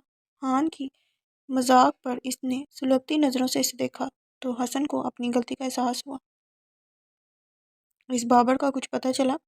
हाँ, इत्तला मिली है कि वो आजकल लाहौर में है। दाऊद ने चौंक कर हसन को देखा। इसके ठिकाने का पता लगाओ, हमें इसे हर हाल में गिरफ्तार करना है। हसन ने एक नज़र इसके चेहरे को देखा और खड़ा हो गया। हेलो, क्या हो रहा है? इमरान ने तहजीब की आंखों के सामने हाथ लहराया तो वो चौंक कर इसकी तरफ मतवज्जा हुई। हेलो, वो हल्का सा मुस्कुराई थी। तुम कब आए? तब ही जब तुम किसी की यादों में गुम थी। इसके तंज में डूबी आवाज़ पर तहजीब ने इसकी शक्ल देखी, जो खोजती नज़रों से इसे देख रहा था। मानी, इस तरह की बात से क्या मतलब है तुम्हारा? तहजीब की पेशानी पर ना चाहते हुए भी कई शिकनें नमदार हुई थी। क्या मतलब हो सकता है? मैंने सीधी सी बात की है, अब तुम्हें क्या लगा मैं क्या कह सकता हूँ? इमरान ने कंधे उचकाकर सामने देखना शुरू कर दिया। तहजीब ने बड़े दुख से इसे देखा और फिर आंखें बंद करके खुद को कंपोज किया। तुम इतने दिन से आ नहीं रहे थे, क्यों? तुम मुझे मिस कर रही थी? हाँ। अच्छा, हैरत है मानी, तुम ऐसी बातें क्यों कर रहे हो? अब के वो रो पड़ी थी। तो और कैसी बातें करूं? 4 दिन बाद हमारी शादी है और तुम पर शोक की कैफियत तारी है। कभी कभी तो मुझे लगता है अम्मी सही कहती हैं कि तुम भी इस लड़के को बात करते करते अचानक वो चुप कर गया था, लेकिन जो तीर वो छोड़ चुका था वो अपना काम कर चुका था। कुछ देर तक तो वो बोल ही नहीं सकी। मानी, बड़ी देर बाद इसके मुंह से निकला था, तुम भी ऐसा सोच सकते हो? मैंने कभी ऐसा सोचा ही नहीं था। मैं कितनी दफ़ा तुम्हें यकीन दिलाऊं? मैं किसी को नहीं जानती, मुझे क्यों बस से उतारा? मैं नहीं जानती। मैं तो इन लोगों के साथ भी नहीं रही। मुझे फ़ौरन पुलिस ऑफिसर मिल गए थे, वो भी तो मर्द थे। और तुम इनके साथ जंगल में रही, फिर इनके घर में ठहरी। इसकी बात बूढ़ी होने से पहले बोल पड़ा। वो मुझे सिर्फ अपने साथ घर लेकर गए थे क्योंकि मैं जख्मी थी। तुमने देखा भी था। ये तो इनका एहसान है कि वो मुझे थाने नहीं लेकर गए, और ये भी इनका एहसान है कि बाइज्जत मैं तुम्हारे सामने हूँ। अब वो बुरी तरह रो रही थी। मैं थक गई हूँ मानी, सफाई देते देते। कम से कम तुम तो मुझ पर शक ना करो। वो शुरू से कानों का कच्चा था, जो और वो जानती थी अभी भी वो किसकी ज़ुबान बोल रहा था। तहजीब ने आंखें साफ करके इसे देखा। अब जब मुझे सब से ज़्यादा तुम्हारी ज़रूरत है तो तुम बदल रहे हो, तो इससे पेशतर कि निकाह के बंधन में बंध कर हम दोनों मजबूर हो जाएं। बेहतर है इस ताल्लुक को ख़त्म कर दें। दिल कड़ा करके इसने वो बात कह ही दी थी जिसे वो सोचती भी नहीं थी। इमरान ने हैरत से इसका चेहरा देखा। इसके रोए रोए चेहरे को देख कर इसे अपने सख्त रवैये का एहसास हुआ। आई एम सॉरी तहजीब, मैं आजकल खुद बहुत कश्मकश में हूँ। मैं तुम्हें हर्ट करना नहीं चाहता, लेकिन ना चाहते हुए भी वो एक अनचाहा दिन जो तुम बाहर गुजार कर आई हो मुझे यकीन नहीं लेने दे रहा। खैर, मैं सिर्फ ये कहने आया हूँ, कल हमें शॉपिंग के लिए जाना है। अम्मी भी साथ होंगी। अगर वो कोई सख्त बात कहें तो दिल पर मत लेना, और मुझसे भी उम्मीद मत रखना कि मैं इन्हें रोकूंगा। मैं जानता हूँ तुम्हारा कसूर नहीं, लेकिन अब खुद को अम्मी की बातें सुनने का आदी बना लो। मैंने इन्हें शादी के लिए राजी तो कर लिया है, लेकिन वो दिल से खुश नहीं। चलता हूँ, कल मुलाकात होगी। इसने एक नज़र इसके झुके सर को देखा। वो एक लम्हे के लिए रुका, लेकिन अगले ही पल वो लंबे लंबे डग पड़ता बाहर निकल गया। तहजीब, कश्यप ने इसके कंधे पर हाथ रखकर इसे मुतवज्जा किया। इसने चौंक कर सर उठाया। ऐसे क्यों बैठी हो? कश्यप खुद भी इसके साथ बैठ गई। बस ऐसे ही। अम्मी कहाँ है? अंदर है। और अबू? वो लाइटिंग वाले को बुलाने गए हैं। लाइटिंग से दिल का अंधेरा दूर हो जाएगा। कश्यप ने परेशानी से तहजीब को देखा। वो भी अब मुझ पर शक करने लगा है। जिस तरह चच्ची मुझ पर इल्ज़ाम लगा कर गई है, वो भी अब इसी तरह बोलने लगा है। इसका कहना है वो मुझसे शादी तो कर रहा है, लेकिन चच्ची की ज़ुबान वो नहीं रोक सकता क्योंकि वो खुश नहीं। खुश तो वो पहले भी नहीं थी, अब तो इन्हें मौका मिल रहा है। कश्यप ने परेशानी से तहजीब का संजीदा चेहरा देखा। तुम कौम का परेशान हो रही हो, मानी तुम्हारे साथ है इसलिए तो शादी कर रहा है। अभी ज़रा चची की बातों में आ गया है तो तुम तो इसे बचपन से जानती हो, वो ऐसा ही है तुम्हारे सामने। तुम्हारा चची के सामने इनका शादी हो जाए फिर देखना बिल्कुल पहले की तरह हो जाएगा। कश्यप ने मुस्कुरा कर इसकी टेंशन कम करने की कोशिश की। बचपन से जानती हूँ इसलिए तो दुख हो रहा है। कश्यप ने इसकी काफ़ी मध्यम आवाज़ सुनी थी। छोड़ो भी, तुम बस खुश रहो। आज दोपहर को कमर आंटी का फ़ोन आया था, तुमने मुझे बुलाया क्यों नहीं? वो बेताबी से बोली, तुम सो रही थी, मैंने कहा जगा देती हूँ तो इन्होंने मना कर दिया। वैसे वो शादी पर आ रही हैं, दानियाल भी था। अच्छा, वो मुस्कुरा दी। फिर कुछ सोच कर इसने कश्यप की तरफ देखा।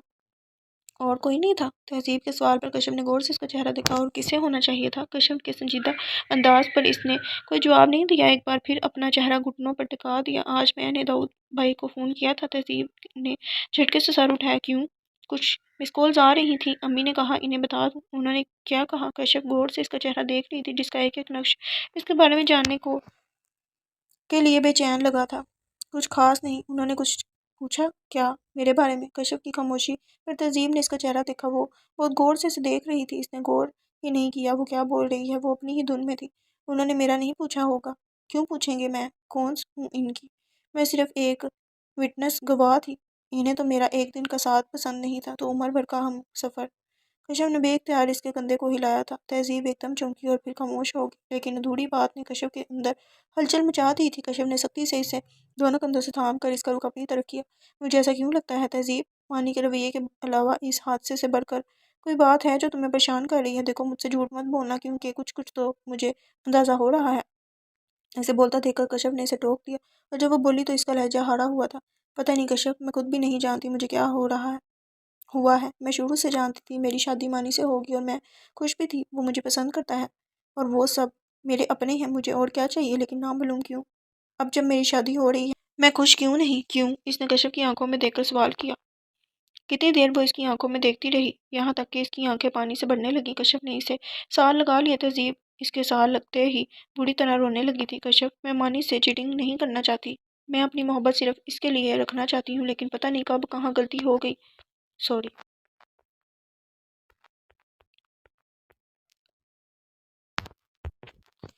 गलती होगी। जो जगह अपने दिल में चाहते हुए भी मानी को नहीं दे सकी, वो जगह ना चाहते हुए भी दाऊद ने ले ली है। हालांकि मैं जानती हूँ दाऊद को मैं पसंद नहीं। मैं सिर्फ एक जिम्मेदारी थी जो उन्होंने निभा दी। तुमने उन्हें फ़ोन किया था मदद के लिए, आने वाले किसी खतरे से आगाह करने के लिए? क्यों? तुम बताओ, वो क्यों हमारी मदद करेंगे? क्या लगती हो तुम इनकी? इन्हें क्या पता कोई इनसे मोहब्बत कर बैठा है, वो ये जानते हुए कि वो किसी और की मानत है। लेकिन कश्यप, ये सब मैंने जानबूझकर नहीं किया।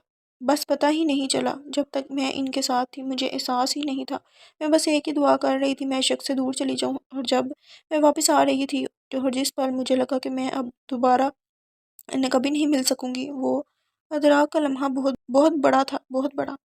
कश्यप को अपनी पुश्त पर इसकी आंसू की नमी महसूस हो रही थी। दाऊद और इसके घर वालों के नाम पर इसके चेहरे पर जो चमक आई थी, इस पर इसे शक तो पहले भी हुआ था और आज तस्दीक भी हो गई थी। इसने बेख्तियार गहरा सांस लेकर तहजीब के गिर्द अपने बाजू का हल्का सख्त कर दिया। तुमने कौन सा रोग खुद को लगा लिया है तहजीब? 2 दिन बाद तुम्हारी शादी है, अब कुछ नहीं हो सकता। दाऊद तुम्हारा नसीब नहीं, वो सिर्फ एक दिन का हम सफ़र था, उम्र भर का नहीं।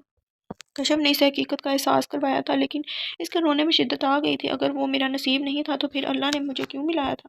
तहजीब इससे पूछ रही थी, लेकिन कश्यप के पास इसका कोई जवाब नहीं था।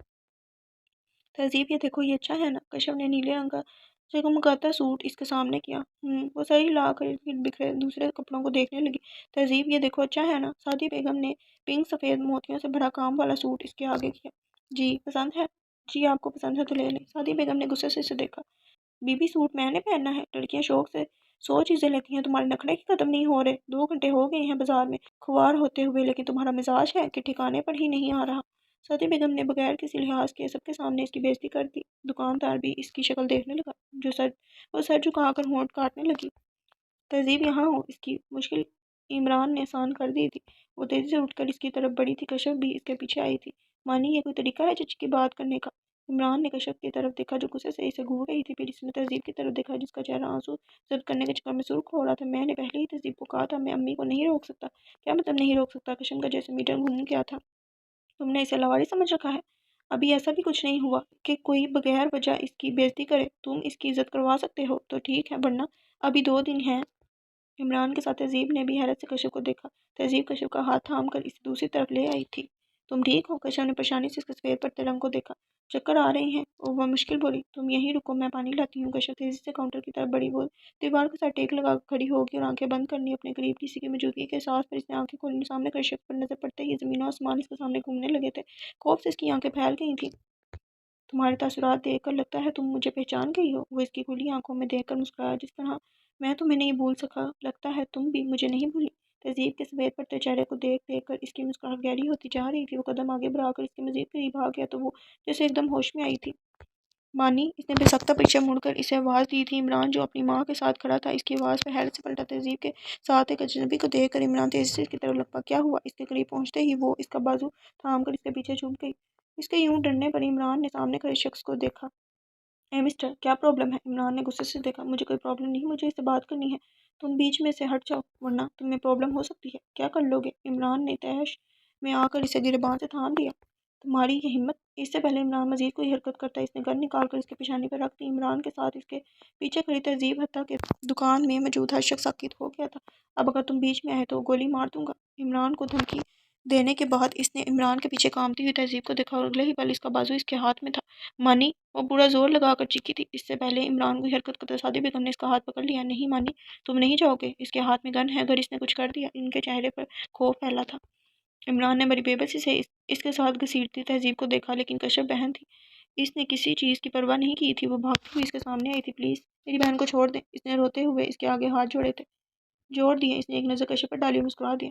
سوری، میں یہ احسان آپ پر نہیں کر سکتا، حالانکہ مجھے آپ پر ترس آ رہا ہے، لیکن میں اپنی خوشی دیکھوں یا آپ کی؟ اس سے نا امید ہو کر اس نے دکان میں کھڑے لوگوں پر نظر دائی۔ پلیز کوئی تو مدد کرو، میری بہن کو بچاؤ۔ وہ پاگلوں کی طرح مدد کے لیے چیخ رہی تھی، لیکن کوئی بھی اپنی جگہ سے نہیں ہلا تھا۔ سب کو ہی اپنی جان پیاری تھی۔ بابر، جلدی کرو۔ تب ہی اس کا ایک ساتھی اندر آیا اور بابر تیزی سے اسے کھینچتا ہوا باہر لے کر جا رہا تھا۔ تہذیب نے حیرت سے خاموش کھڑے عمران اور سعدیہ بیگم کو دیکھا اور اپنے پیچھے بھاگتی کشف کو۔ صدمے نے اس میں مزاحمت کی صلاحیت ختم کر دی تھی۔ وہ ایک وین تھی جس کے قریب پہنچنے پر بابر نے دروازہ کھول کر اسے پھینکنے کے انداز میں اندر پھینکا تھا۔ گاڑی چلتے ہی اسے جیسے ہوش آیا تھا، اس نے زور زور سے چلانا شروع کر دیا تھا۔ چپ کرو تم! بابر نے مڑ کر اسے گھورا، لیکن اس نے چلانا بند نہیں کیا تھا، بلکہ وہ وین کا دروازہ بھی کھولنے کی کوشش کر رہی تھی۔ اس کو بے ہوش کر دو!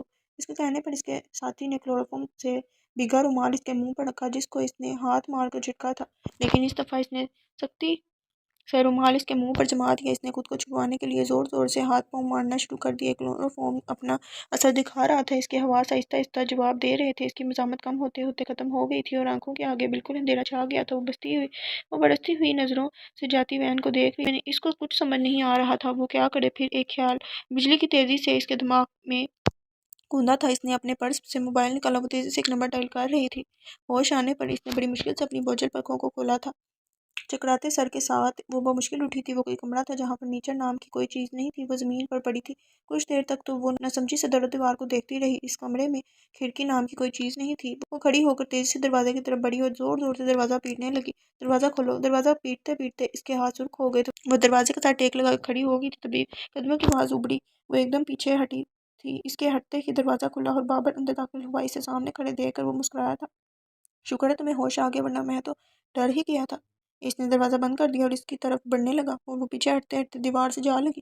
کہاں کہاں نہیں ڈھونڈا تمہیں، ایک ماہ سے تمہارے پیچھے غوار ہو رہا ہوں۔ جب سے تمہیں دیکھا ہے کسی کام میں دل نہیں لگتا۔ میرے دوست کہتے ہیں میں کسی کام کا ہی نہیں رہا، اور مجھے بھی ایسا ہی لگتا ہے۔ ہر وقت تمہارا چہرہ میری آنکھوں کے سامنے رہتا ہے۔ وہ اب اس کے قریب آ کر کھڑا ہو گیا تھا۔ جب تم بھاگ گئی تھی تب سے تمام کام چھوڑ کر تمہیں ڈھونڈ رہا ہوں۔ بڑی مشکل سے تمہارے اسکول سے تمہارا پتہ ملا۔ روز تمہارے گھر فون کرتا تھا، شاید تمہاری آواز سننے کو مل جائے۔ کتنے دن تمہارے گھر کے باہر کھڑے ہو کر انتظار کیا، اب نکلو گی، لیکن آج تم نکلی تو میرا انتظار ختم ہوا۔ وہ بڑے مطمئن انداز میں اپنی آپ بیتی سنا رہا تھا۔ تہذیب دیوار سے لگی وہاں سے بھاگنے کا طریقہ سوچ رہی تھی۔ میں کبھی سوچ بھی نہیں سکتا تھا میں کسی کو اتنا پسند کرنے لگوں گا۔ پھر غور سے اس کا چہرہ دیکھنے لگا۔ اس کے غور سے دیکھنے پر تہذیب کو اپنے سارے جسم پر چونٹیاں چلتی محسوس ہونے لگی۔ آج میں بہت خوش ہوں، بابر نے کہہ کر ایک قدم اس کی طرف بڑھایا۔ تہذیب نے گھبرا کر اپنے دائیں بائیں دیکھا۔ ارے تم ڈر کیوں نہیں ہو، اور یہ کیا اس طرح آنسو بہا کر ان خوبصورت آنکھوں پر ظلم کیوں کر رہی ہو؟ بابر نے ہاتھ بڑھا کر اس کے آنسو صاف کرنے چاہے۔ تہذیب نے نفرت سے منہ پھیر لیا۔ اس کے انداز پر وہ محظوظ ہوا تھا۔ تہذیب نے دوبارہ اس کی طرف دیکھا۔ پلیز مجھے چھوڑ دیں، مجھے گھر جانا ہے۔ تہذیب کی بات پر وہ ایسے ہنسا جیسے اس نے اسے کوئی لطیفہ سنا دیا ہو۔ تم کیا سمجھ رہی ہو؟ میں تمہیں یہاں اپنی داستان محبت سنانے لایا ہوں، اب تم یہیں رہو گی، بھول جاؤ سب جو چھوڑ آئی ہو۔ کہتے ہوئے اس نے تہذیب کا ہاتھ بھی پکڑ لیا۔ تہذیب کے منہ سے چیخ نکلی تھی۔ ہاتھ چھڑانے میں ناکام ہو کر اس نے اپنے دانت اس کے بازو پر گاڑ دیے۔ وہ اس حملے کے لیے تیار نہیں تھا، بلبلا کر رہ گیا۔ بابر کا ہاتھ گما تھا اور اس کے چہرے پر نشان چھوڑ گیا۔ ابھی وہ اس سے نہ سنبھلی تھی کہ اس نے دوسرا تھپڑ بھی دے مارا اور وہ لڑکھڑا کر دیوار سے جا ٹکرائی۔ کمینی، کب سے تیرے پیچھے خوار ہو رہا ہوں اور تو سالی مجھے مار رہی ہے۔ وہ جیسے ایک دم پاگل ہو گیا تھا۔ وہ تیزی سے اس کی طرف بڑھا اور اس سے لپٹے ہوئے دوپٹے کو جھٹکے سے کھینچا۔ تہذیب نے سہم کر اپنے قریب آتے بابر کو دیکھا۔ اسے اپنی موت بابر کی شکل میں نظر آ رہی تھی۔ تب ہی باہر فائرنگ کی آواز آئی تھی۔ ان دونوں نے چونک کر دروازے کی طرف دیکھا۔ کسی نے زور سے دروازے کو دھکا مارنا شروع کیا تھا۔ پتہ نہیں کیوں اس کے دل نے بڑی شدت سے اس شخص کو یاد کیا تھا۔ بابر نے اسے چھوڑ کر اپنی گن نکال لی تھی۔ تبھی زوردار دھماکے کے ساتھ دروازہ کھلا تھا۔ کچھ لوگ تیزی سے اندر داخل ہوئے تھے۔ اسی تیزی کے ساتھ بابر نے اسے کھینچ کر کھڑا کیا اور گن اس کی گن پٹی پر رکھ دی تھی۔ اگر مجھے ذرا بھی نقصان پہنچا تو میں اس لڑکی کو گولی مار دوں گا۔ بابر نے اسے بری طرح گرفت میں جکڑا ہوا تھا۔ جبکہ تہذیب کی نظریں سامنے اٹھی تو پلٹنا بھول گئی۔ ابھی اس نے پوری شدت سے اسے پکارا تھا اور وہ اس کے سامنے تھا۔ کئی آنسو لڑک کر اس کے گالوں پر پھیل گئے تھے۔ وہ سب اس پر گن تانے کھڑے تھے۔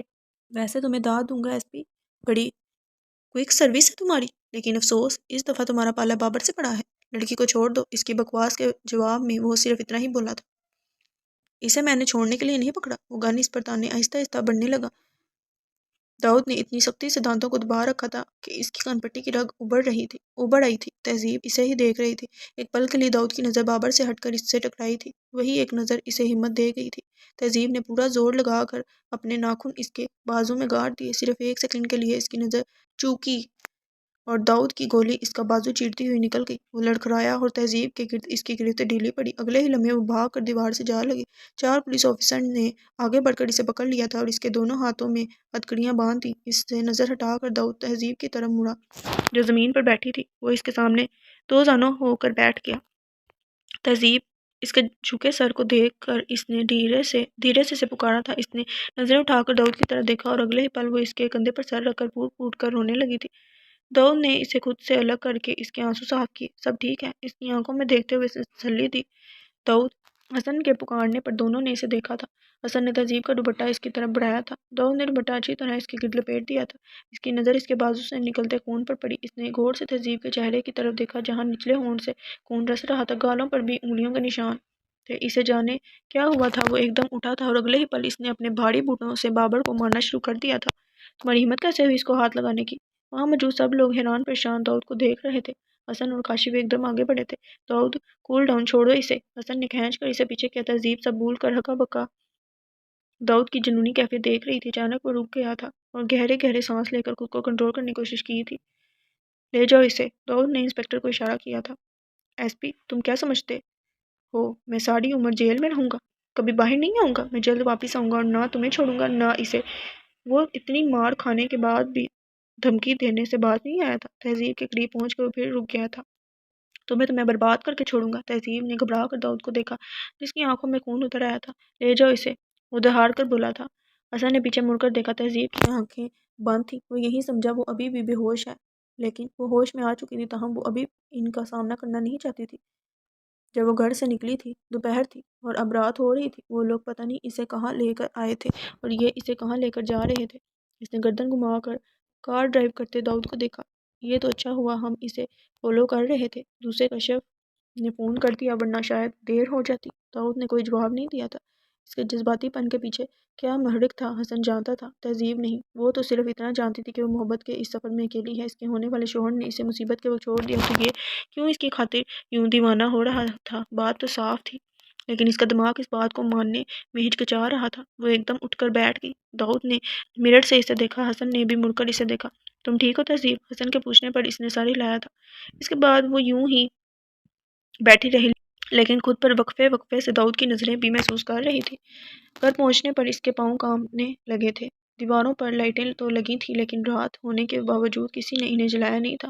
وہ ان دونوں کے ہمراہ گھر کے اندر داخل ہوئی تھی۔ لاؤنج لوگوں سے بڑا ہوا تھا جو اس کے رشتے دار تھے اور پرسوں ہونے والی شادی میں شرکت کے لیے آئے تھے۔ ان سب کے درمیان سعدیہ بیگم اونچی اونچی آواز میں بول رہی تھی۔ اصغر صاحب اور زبیدہ سر جھکائے ان کی باتیں سن رہے تھے۔ جب کشف کچن کے دروازے سے لگی زاروں کو تار رو رہی تھی، ان تینوں کے اندر داخل ہونے پر سب سے پہلی نظر قمر بیگم کی پڑی تھی، جو تہذیب کی شادی میں شرکت کے لیے آئی تھی۔ لیکن یہاں قصہ ہی عجیب تھا۔ داؤد اور حسن نے نہ سمجھنے والے انداز میں لوگوں کو دیکھا۔ اسے دیکھ کر کمرے میں موجود آوازیں خاموش ہو گئیں۔ پھر سعدیہ بیگم کی آواز آئی تھی، لو آ گئی مہارانی منہ کالا کر کے۔ اڑے میں تو پہلے ہی کہتی تھی اس کی شہ پر سب ہوا ہے۔ وہ لڑکا پاگل تھا جو اس کے پیچھے پیچھے یہاں تک آ گیا، لیکن میری کوئی سنتا ہی کہاں ہے۔ اس میسنی کی معصومیت کی پٹی بندی تھی اس کی آنکھوں پر، دیکھو اب 2 دفعہ گواہ ہوئی ہے یہ۔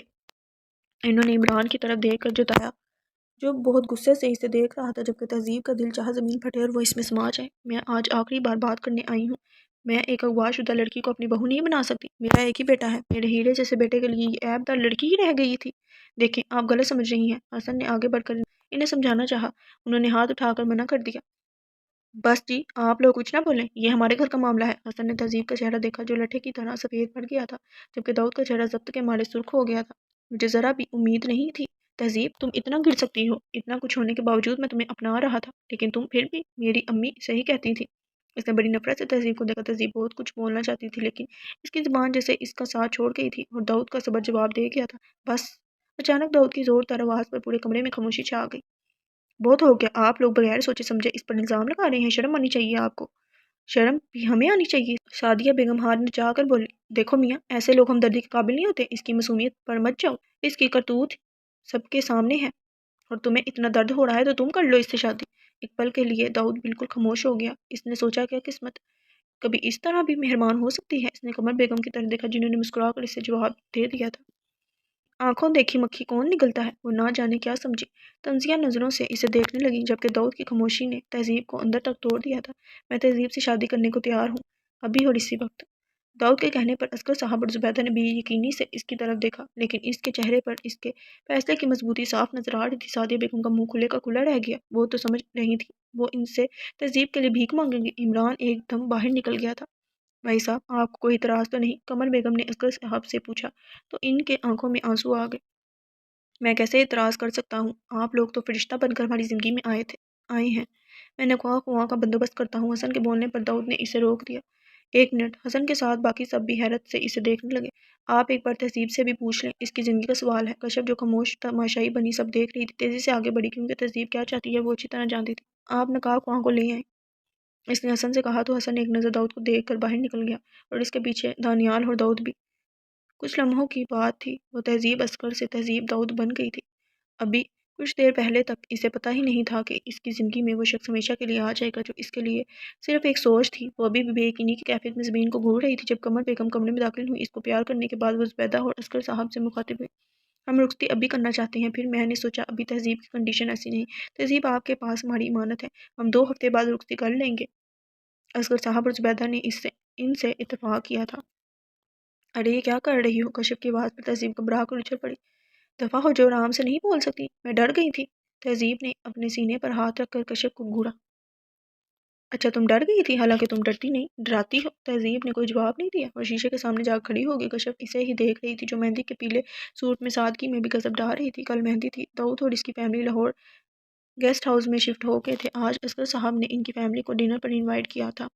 کشف وہ لوگ ابھی آئے نہیں؟ تہذیب کی بے چینی پر کشف کھل کر مسکرائی تھی۔ آ گئے ہیں، اس لیے تو تمہیں بلانے آئی ہوں۔ اچھا، وہ ایک دم کانشیس ہو گئی تھی۔ داؤد بھائی نہیں آئے؟ کشف کے بتانے پر تہذیب کا جگمگاتا چہرہ ایک دم بجھ گیا۔ کیوں؟ مجھے کیا پتا؟ کشف نے کندھے اچکائے۔ اب تم نیچے آ جاؤ، کشف کہہ کر باہر نکل گئی، جبکہ تہذیب کی آنکھوں میں آنسو آ گئے۔ ان 2 ہفتوں میں داؤد نے اسے ایک بار بھی فون نہیں کیا۔ وہ خود کو تسلی دیتی رہی، لیکن آج جب سب آئے تھے تو وہ کیوں نہیں آئے؟ کئی وہم تھے جو اس کے ارد گرد اپنا جال بننے لگے تھے۔ کشف ایک بار پھر اندر داخل ہوئی۔ تم ابھی یوں ہی بیٹھی ہو؟ کہتے ہوئے اس نے غور سے اس کا چہرہ دیکھا۔ تم رو رہی ہو؟ اس کے آنسوں کی روانی میں اضافہ ہو گیا۔ کشف نے پریشانی سے پیچھے دیکھا اور دروازے میں کھڑے داؤد نے اسے انگلی کے اشارے سے بتانے سے منع کر دیا۔ کیا ہوا ہے تہذیب؟ کشف کبھی کبھی مجھے لگتا ہے کہ کہیں واقعی ایسا تو نہیں کہ داؤد نے اس وقت صرف ہمدردی میں مجھ سے شادی کر لی ہو اور اب پچھتا رہی ہوں۔ کیوں تمہیں ایسا کیوں لگا؟ تم خود دیکھ لو نا، کبھی انہوں نے مجھے فون کیا اور اب آئے بھی نہیں۔ میں ہی پاگل ہوں جو پتہ نہیں کیا کیا امیدیں لگا لی تھی۔ میں ان سے پیار کرتی ہوں تو ضروری نہیں وہ بھی مجھ سے کرے۔ دانیال نے مجھے بتایا تھا انہیں ڈرپوک اور رونے والی لڑکیاں پسند نہیں، اور پتہ ہے میں جب بھی ان سے ملی روتی ہی ملی۔ انہیں سوبر لڑکیاں پسند ہیں۔ تم بتاؤ میں کیا سوبر لگتی ہوں؟ اس کے پوچھنے پر کشف کی ہنسی نکل گئی تھی۔ تہذیب نے ناراض ہو کر منہ دوسری طرف موڑ لیا۔ اچھا بابا ناراض نہ ہو، اگر تمہیں یہ وہم ہے تو تمہیں چاہیے تھا تم خود داؤد بھائی سے بات کر لیتی، آخر تم ان کی بیوی ہو، اتنا تو تمہارا حق بنتا ہے۔ مجھے پاگل کتے نے کاٹا جو میں ان سے یہ پوچھوں؟ تم نے نہیں، میں نے ان کا غصہ دیکھا ہے اور تھپڑ بھی کھایا ہے۔ تہذیب نے اپنا گال سلایا۔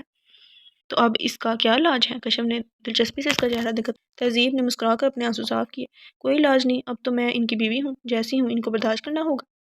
چلو میں آنٹی سے مل لوں۔ بیڈ پر کھڑی ہوگی لیکن دروازے کے قریب پہنچتے ہی تھک سے رہ گئی۔ اس نے مڑ کر شکایتی نظروں سے کشف کو دیکھا جو کہکا لگا کر ہنس پڑی۔ سنا داؤد بھائی، آپ کی بیوی کو کتنی شکایتیں ہیں آپ سے؟ جی، وہ تہذیب پر نظریں ٹکائے بولا۔ آپ بات کرنے میں چلتی ہوں۔ تہذیب کی نظریں زمین پر گڑ سی گئی تھیں۔ اب پتہ نہیں اس نے کیا کیا سنا تھا۔ بعض دفعہ حالات ایسے ہوتے ہیں کہ انسان کا وہ روپ سامنے آتا ہے جو وہ اصل میں نہیں ہوتا۔ جب پہلی بار تم ملی تو جانتی ہو کیا حالات تھے۔ اگر میں نے تمہیں تھپڑ مارا تھا تو میں اس کے لیے شرمندہ ہوں، اور اگر کوئی تمہیں خراش بھی لگائے تو اس کا جو حال میں کروں گا اس کا ابھی تمہیں اندازہ ہے۔ کیا وہاں سے تمہیں میرے پیار کا اندازہ نہیں ہوا؟